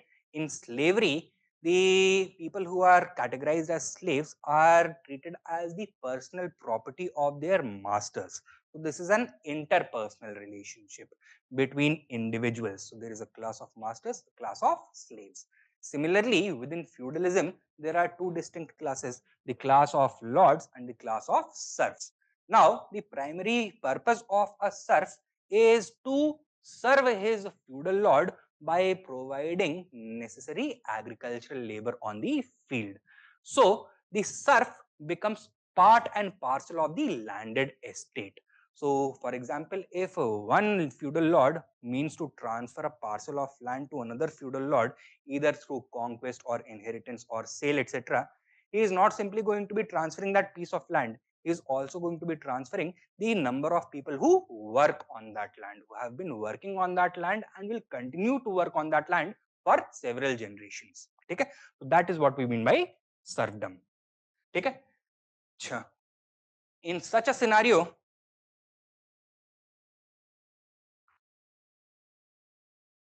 the feudal lords, how are they going to control the serfs? How are they going to ensure that the serfs don't rebel against them, that they remain obedient, that they don't migrate from one place to the other, that they don't switch professions? How to keep them in line? So yes, force, that is the most obvious choice. But resistance to force is always going to be tangible. Okay? That means people can still rebel, and rebellions against a coercive power is always going to be quite powerful, right? And therefore, what is going to be a better strategy? To convince them that it is in their best interests to remain loyal and obedient to their feudal lords. And how to do that?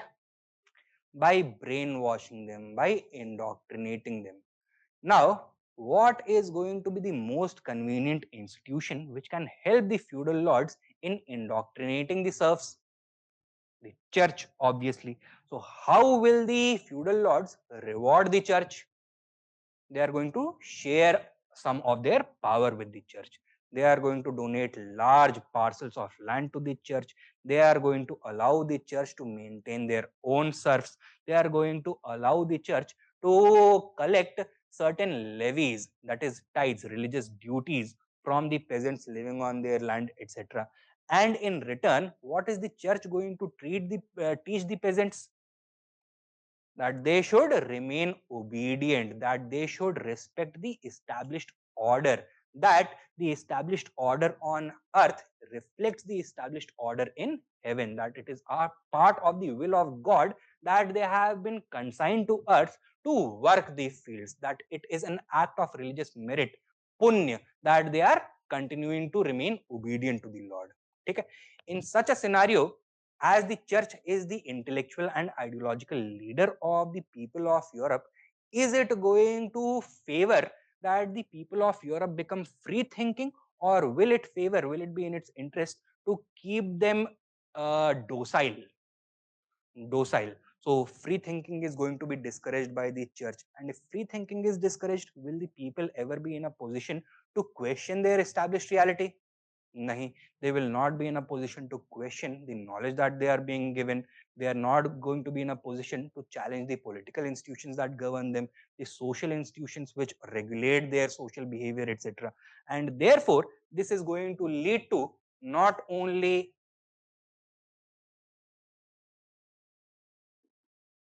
ideological domination of the church, but also intellectual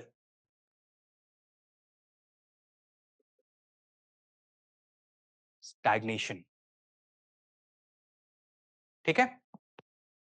Now, what the Renaissance did was to break this cycle.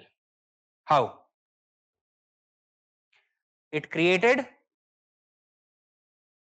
surplus workforce. It improved agricultural productivity. It removed that technological ceiling on agricultural productivity that existed before, right? So, was it economically in prudent for the feudal lords to try and keep the peasants under check any longer, or could they afford them greater freedom? They could afford them greater freedom. So physical and social mobility, economic mobility across Europe started rising. Serfdom began declining and new economic groups emerged. So while on the one hand, traditionally all the wealth and power was concentrated in the hands of the feudal lords, now new emergent groups are going to emerge. So who are these going to be? Are they going to be rural economic groups or distinctly urban groups? Distinctly urban groups. Who are they?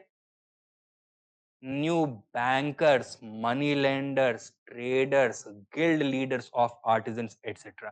So new urban emergent classes began appearing across Europe. And are their interests going to be the same as the interest of the feudal lords, or are they going to be necessarily distinct, different? Different in one way specifically. How? Of feudal lords, let us suppose that this is one European country. In the center, there is a king, right, with his own territory that he governs personally. He is surrounded by a collection of large, powerful feudal lords. Suppose there is a merchant, a wealthy and powerful merchant who wants to transport goods between place A and place B. He is going to have to follow the established trade routes, right? Now, trade routes may either go in a straight line, or more likely would be that they connect different cities, right? In order to transport his goods from point A to point B, he will have to go into the territory of multiple feudal lords and rulers multiple times. And since there is a very weak central authority, जो revenue policy है, who is it going to be dictated by? Is it going to be dictated by this central monarch, or is it going to be dictated by the local feudal lords? Local feudal lords. And in order to increase their control and their income, what are they going to do? Every time these goods pass a border, there is going to be a customs tax, a toll tax. It comes back into the territory, another customs tax. Goes out once again, another tax, another tax, another tax, another tax, another tax, and another tax. What is this going to be? What is this going to do? What is the effect on trade as a whole going to be? It is going to retard trade, okay? Because it is going to artificially inflate the prices, higher the prices, lower the demand, lower the demand, lower the profits. Therefore, ये जो trader है, what is he going to be in favor of? The continuation of the system of tolls and taxes or undoing them? Undoing them. तो अब ये बताओ, this wealthy and influential merchant, who is he going to give his economic backing to? Is he going to fund the church or these individual feudal lords, or is he going to want to strengthen the ruler, central monarch, right? So that he can bring about uniform administration and do away with the internal trade and tariff barriers. Is this clear? So this is one way in which the Renaissance helped in addressing feudalism, in declining feudalism, and facilitating the rise of strong centralized monarchies, right? Now, how is that associated with the advent of Europeans in India? Because now, under a strong monarch, the merchants and traders of this particular country have in fact consolidated their economic control over the entire domestic economy, and they have started to compete with neighboring countries as well. ठीक है? Similar changes have also taken place in the neighboring countries, and therefore, for further market expansion, will they be able to do this very conveniently within Europe, or will they necessarily have to search for markets outside Europe? Outside Europe. And is this going to be in the interests of the local rulers to facilitate this or not? It is going to be. So the local rulers, at the behest of the important merchants and traders, are going to fund the construction and commissioning of a large fleet of long distance, over blue water ships, right? And they are going to fund all these explorations, these overseas voyages, so that new markets could be brought under the control of this particular realm. Okay? So rise of stable monarchies is going to play a very significant role in this regard. So that is one thing.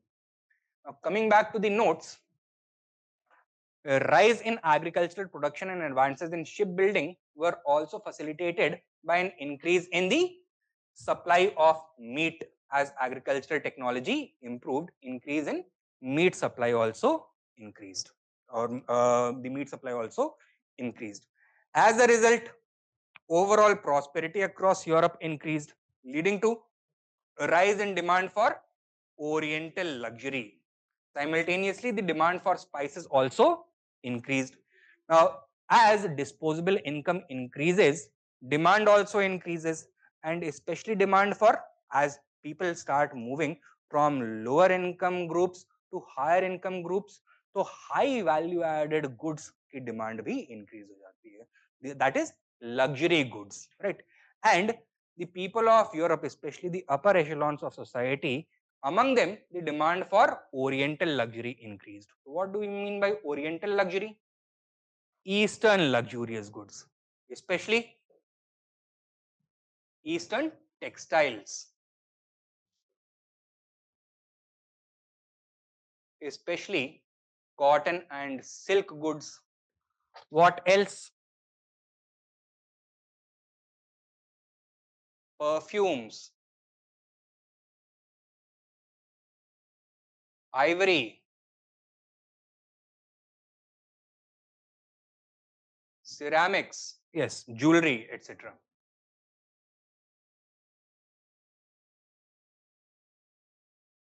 So demand for all these articles of Oriental luxury across Europe is going to increase. Demand for spices also increased. Why? Due to the increase of meat supply, preservation की needs increase हो रही थी. Back then there was no electricity, no refrigeration, and therefore while all the animals were slaughtered during the fall season because there was not enough hay to sustain them through the long European winter. How to preserve the meat? By drying it, right? How can the meat be dried? Either by smoking and stacking it, or a more convenient method would be to draw all the water out using the principle of osmosis, right? Osmosis को induce करने के लिए sea salt and some oriental spices would be required. So the meat could simply be processed and packed with salt and spices, especially black pepper. It could be dried and stored for longer periods of time. Okay, so that is how the demand for these goods increased. Now, the Renaissance also transformed the social attitudes of Europe from the insularity of the Dark Ages towards the spirit of adventure of the New Age. Now, what do we mean by the insularity of the Dark Ages? We mean this thing: ideological domination of the church and intellectual stagnation. The church and the lords of Europe wanted to keep the people of Europe docile, so they started telling them certain untrue truths, such as the world being flat, that that man by nature is a sinner, that suffering is a form of penance for him, and this suffering is best experienced through toiling in the field, by experiencing the pain visited upon them by their feudal lords, etc. Right? इसके पीछे objective क्या था? By telling the people that the world is flat, बहुत दूर तक मत जाना, otherwise you are simply going to fall off the edge of the world. ठीक है? These kinds of things were being told. Now, with the emergence of scientific revolution during the Renaissance, certain new theories were presented, such as the sphericity of the earth, heliocentricity, the concept of gravity, etc. They were all introduced, and this had a liberating effect on the European consciousness, because the new Renaissance consciousness was diametrically opposed to the Dark Age consciousness. This allowed the Europeans, not or this not only forced the Europeans to question the teachings of the church, but gave them the necessary rational tools to do so.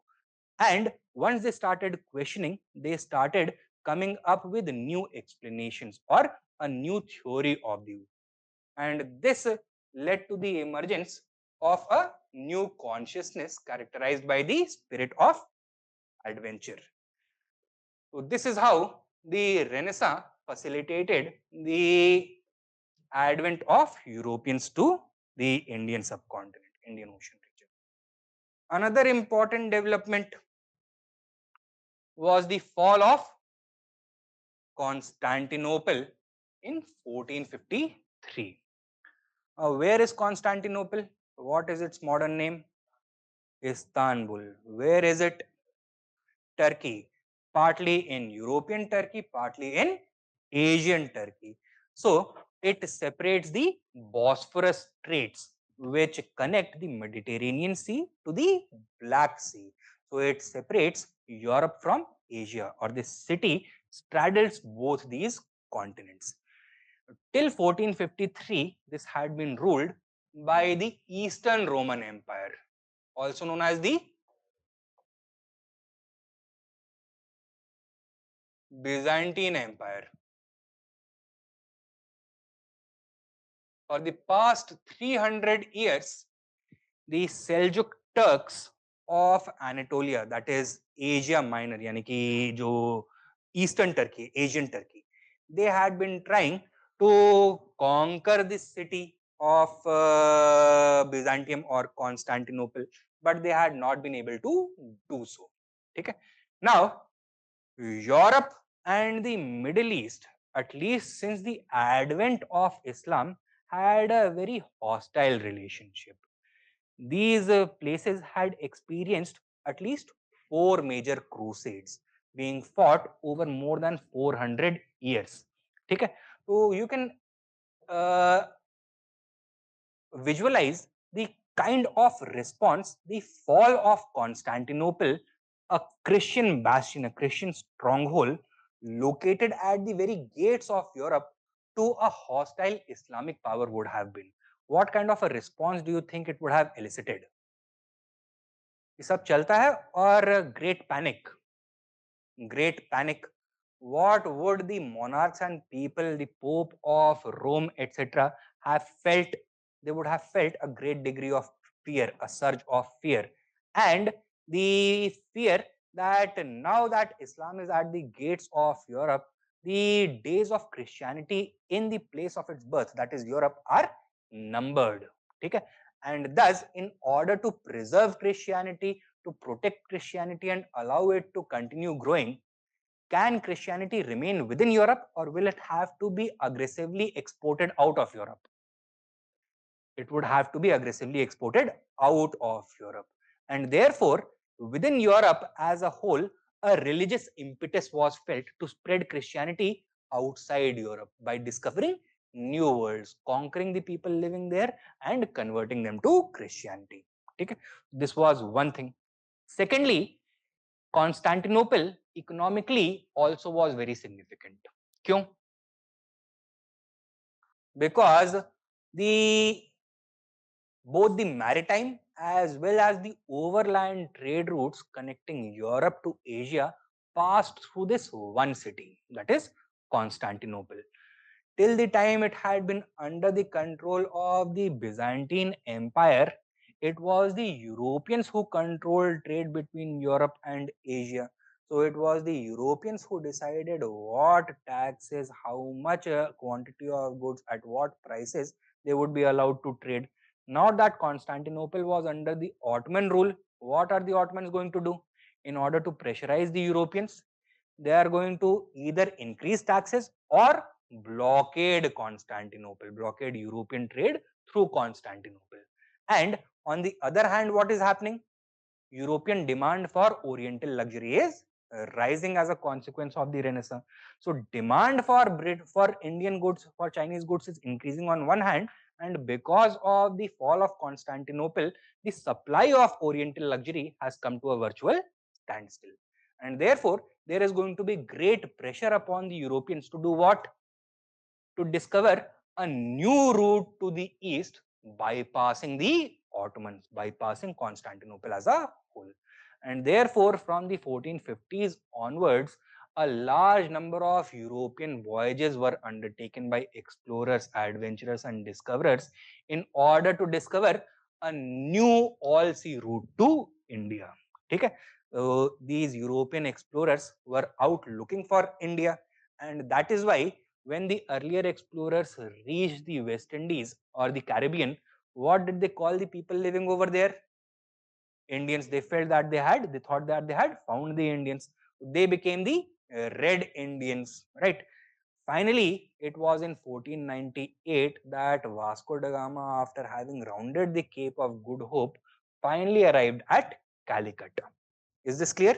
And the third reason, that is the rise of modern nation states, that we have already covered. A rise of stable monarchy. The decline of feudalism due to a number of complex factors led to the rise of stable monarchies, which actively promoted trade and exploration. This lead was taken by Spain, Portugal, and Italy. So the earlier states to get engaged in this were Spain, Portugal, and Italy. And following this, due to a combination of all three factors, Europe witnessed the age of adventure or age of discovery from the 15th century onwards. A number of adventurers took to the seas, and the old world, that is Asia, was rediscovered, and the new world, that is America, Australia, and Africa, were discovered. Okay? Now, very briefly,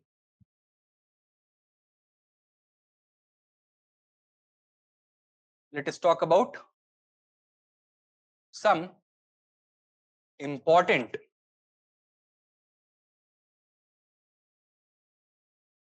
early discoveries.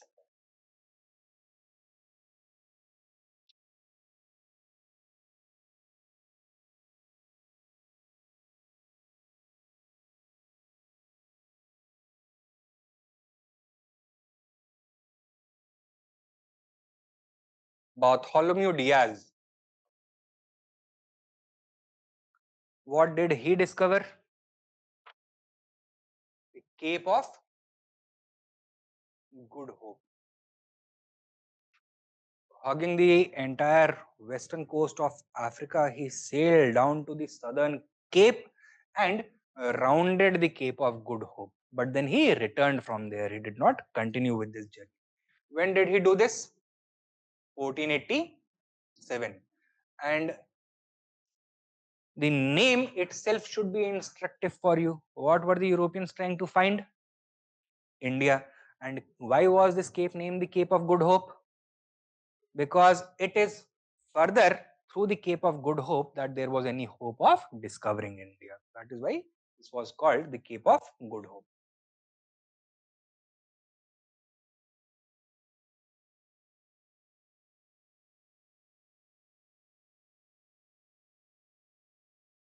Christopher Columbus, what did he discover? America. Not America proper, but certain islands off the coast of North America. The Caribbean islands. When? In 1492.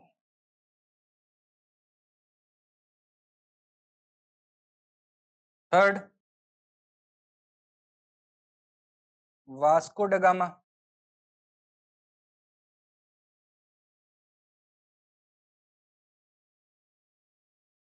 What did he discover? India was no one's to discover. India always existed, and Europeans had been visiting India for a very long period of time. But he was the one who discovered a new all-sea route to India. Okay?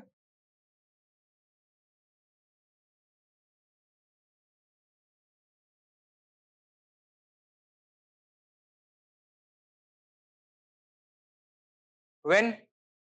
In 1498.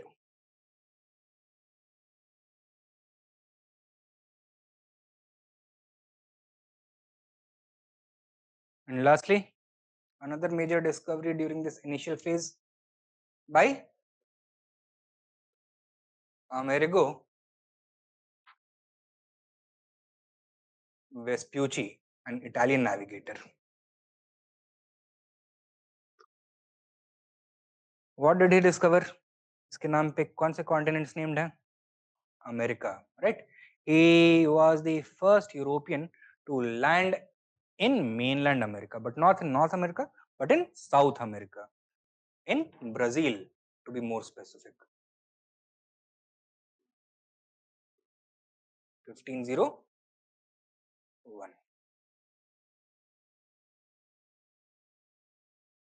Is this clear? Right. Now that we have addressed the factors for the arrival of Europeans to the subcontinent, let us take down a question.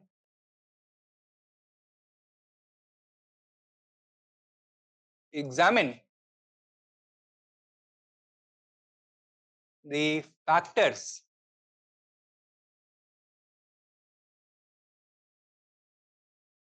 responsible for the onset of the age of discovery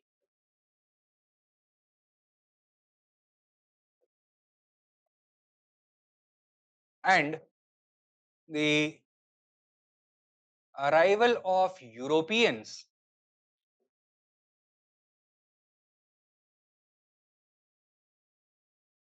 in India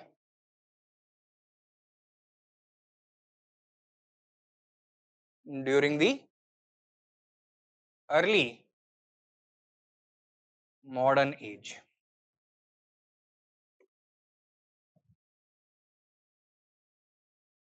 15 marks, 200 words. Now, ये question तो मैंने आपको अभी दे दिया है, but I would advise you कि अभी शुरुआत में ही, मतलब आज इसको अटेम्प्ट मत करिएगा. Wait for 1 week, because that 1 week will allow you to develop a better understanding of how to decode the topics. ठीक है? And once you are able to do that, you will be in a better position to pinpoint the actual demand of the question, to visualize in your mind what should be the different arguments that you need to make, the correct order in which you need to organize those arguments, the way in which you should begin the answer, the way in which you should end the answer, all within this word limit. ठीक है? Now, generally, civil services examination में in your this thing GS paper, word limits paper 1 में 2 रहती हैं, either 10 marks और 15 marks. Or 10 markers are expected to be written within 150 words and 15 marks within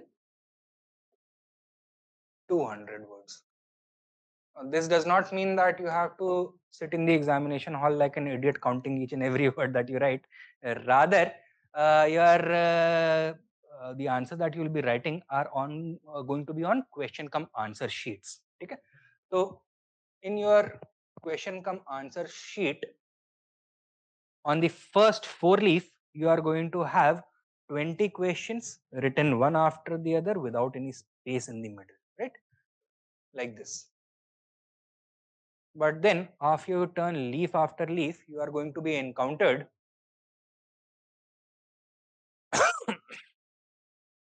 with one question. Let us suppose it is a 10 marker question. So you will be given 2 sides to write it. Okay? So there will be a question in the beginning and then empty space to write your answer.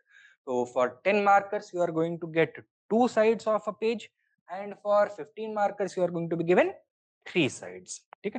So general convention is that you are not expected, even if you do it, it is okay. You are not expected to write the entire length, but at least more than half of the last page. ठीक है? तो 60-70% of the last page तक पहुंचा दीजिए. It is considered that you have written sufficiently long answer. ठीक है? Similarly, if it was a 3-page answer or 15-mark answer, third page का 60 या 70% तक पहुंचा दो. ठीक है? उतना करना है आपको. अब slowly you will have to start practicing writing. Now, in the initial week, I'm not saying that you should start writing answers, but this does not mean that you go back home and don't think about this question at all. Go back home, in your mind, try to think, how can I attack this answer? What should my approach be? What are the different facts or arguments that I would like to make? What is the order in which I should be arranging that? And think about what note you should end the answer on. Don't think about the introduction in the very beginning, because the introduction can always be reverse engineered. Obviously, when you start writing the answer, you will not be reverse engineering, you will not be leaving empty space, but that can always be reverse engineered. And once you fall into the habit of drafting your introductions, after having thought about the introduction, this exercise is going to become automatic for you. Okay? It is going to come very naturally to you. So initially for 1 week, just mull upon these questions that we will be providing you every day in the classroom. 1 week later, start writing them. And once you start writing them, please bring them to me, or online students, please send them to me online. ठीक है, तो what I'll be sharing my WhatsApp number to you in the next class, subsequent class, and then you can start sending them to me. ठीक है, so with this I'm going to end this lecture. Are there any doubts that you have? हाँ, spirit of adventure is, we are talking in spiritual terms over here, right? So spirit of adventure you can think of in contrast to the spirit of the dark ages. This was a timid age. People were not very adventurous, people were not very bold. They had been ideologically indoctrinated to remain timid, obedient, docile. So it is in contrast to that that a bolder consciousness emerged, known as the spirit of adventure. Okay, yeah. What else? हाँ,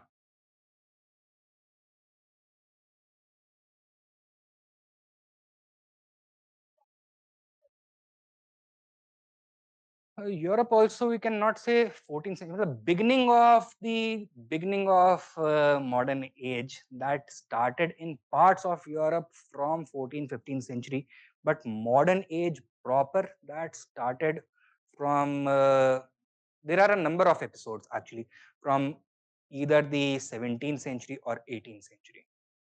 ठीक है, तो वही है ना, there can be no strict dividing line. Watertight compartmentalization is not going to be possible. Such questions are not going to come. Okay, even if they come, you know how to address them. You simply change the parameters of the question. You tell the examiner you are wrong. Okay, now the way in which historians think, that has changed. So that is something we will develop over time.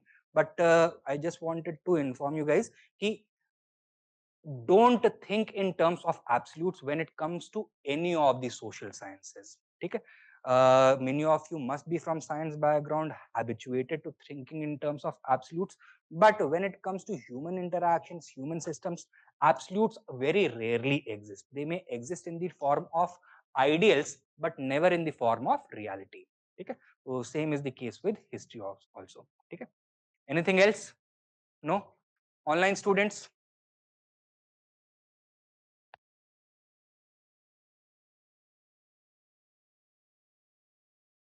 Modern drain of wealth, culture, renaissance, enlightenment standard. British company gained power after Battle of Plassey and Battle of Bidara, then Bengal. Yes. Governor General of Bengal, then Governor General. ठीक है.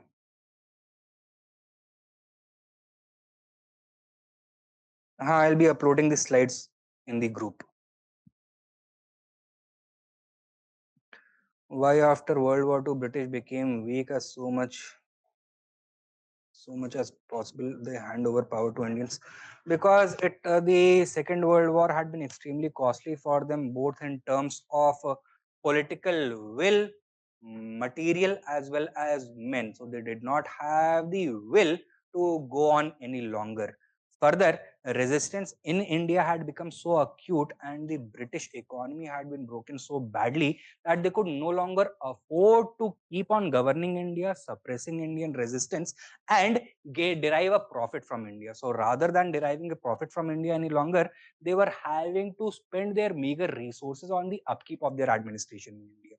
Thirdly, British power had been eclipsed during the Second World War. Two new superpowers had emerged, that is the US and the Soviets, and both were pro decolonization, both were anti imperialism. So the Americans had, sorry, the British had to bow to international pressure as well. That is the reason why. Mega South revolt against British.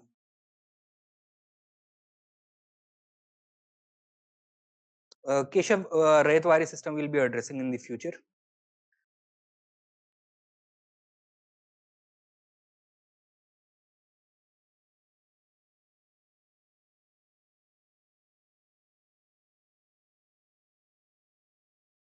Muskan, I don't think it is going to be possible to use Hindi. What I can do is that I'll keep the base of my explanation in English, matlab the bulk of my explanation in English, and wherever I feel that it is necessary, I will explain the same thing in Hindi as well.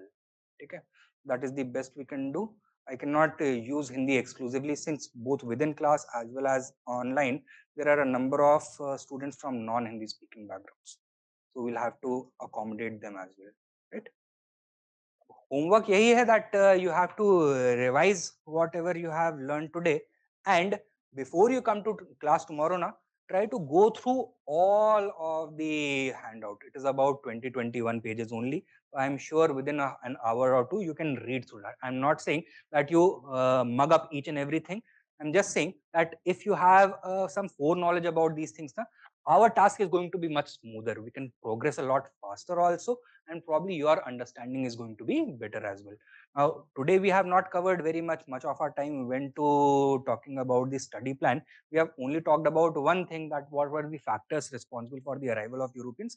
तो आगे की कहानी आप लोग यहाँ से cover कर सकते हैं.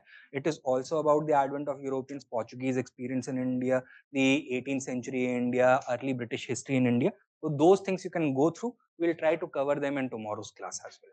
ठीक है? So that is going to be the only.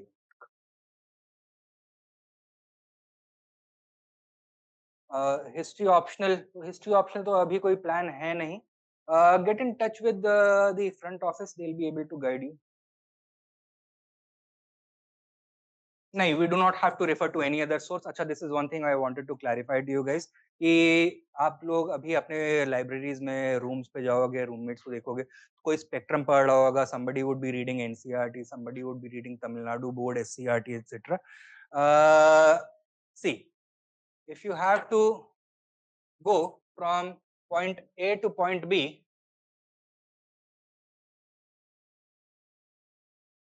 in Google Maps, suppose from here to your room, so Google Maps is going to offer you 4-5 different routes, right? Now, suppose this route is the one which takes the most amount of time. Let us say 6 minutes. This route takes 4 minutes. First of all, in absolute terms, 6 minutes or 4 minutes में बहुत ज़्यादा difference है, or is it marginal? It is marginal. The other routes are somewhere in between 4 and 6 minutes. Now you start walking on this route. Then you think that, yeah, my roommate is going to reach my room faster than me. He's going to eat all the food. Let me go from this route to this route. Are you going to beat your roommate in this case as well? No, you are simply going to be delayed even further. Probably you would have taken 6 minutes with the first route. Now you are going to take 10 minutes, right? So point that I'm trying to make is that do not get distracted by the overwhelming supply of sources. Once you enter the market now, if you simply walk through the market, you are going to come face to face with at least 300 different notes for history. This year's notes, previous year's notes, some coaching's notes, some gist, etc., some websites notes. So if you want to prepare for history, what is the best strategy? Stick to a trusted source. Maybe you take a little bit longer, or try and experiment with hundreds of different notes. क्या better strategy होगा? The first one, stick to one notes. And right in the beginning, I'm telling you, you do not need to refer to any other notes as far as modern Indian history is considered. I have prepared quite comprehensive notes, and as we progress through our course, I'll be updating and expanding upon these notes as well. Okay? So based on the feedback that I have received, based on the trend of the papers in the recent years, I'll be improving upon those notes. So this is going to be a continuous exercise, and rest assured, wherever I feel it is necessary for you to refer to some other book or some excerpt, I'll be informing you in the classroom itself. Okay? So you don't need to worry. For example, if I want you to take a look at a certain map which is not present in my notes, I'll tell you exactly on what book, on what page that map is provided, right? So don't worry about the sources. We'll take care of that in the classrooms. Okay? चलिए, thank you.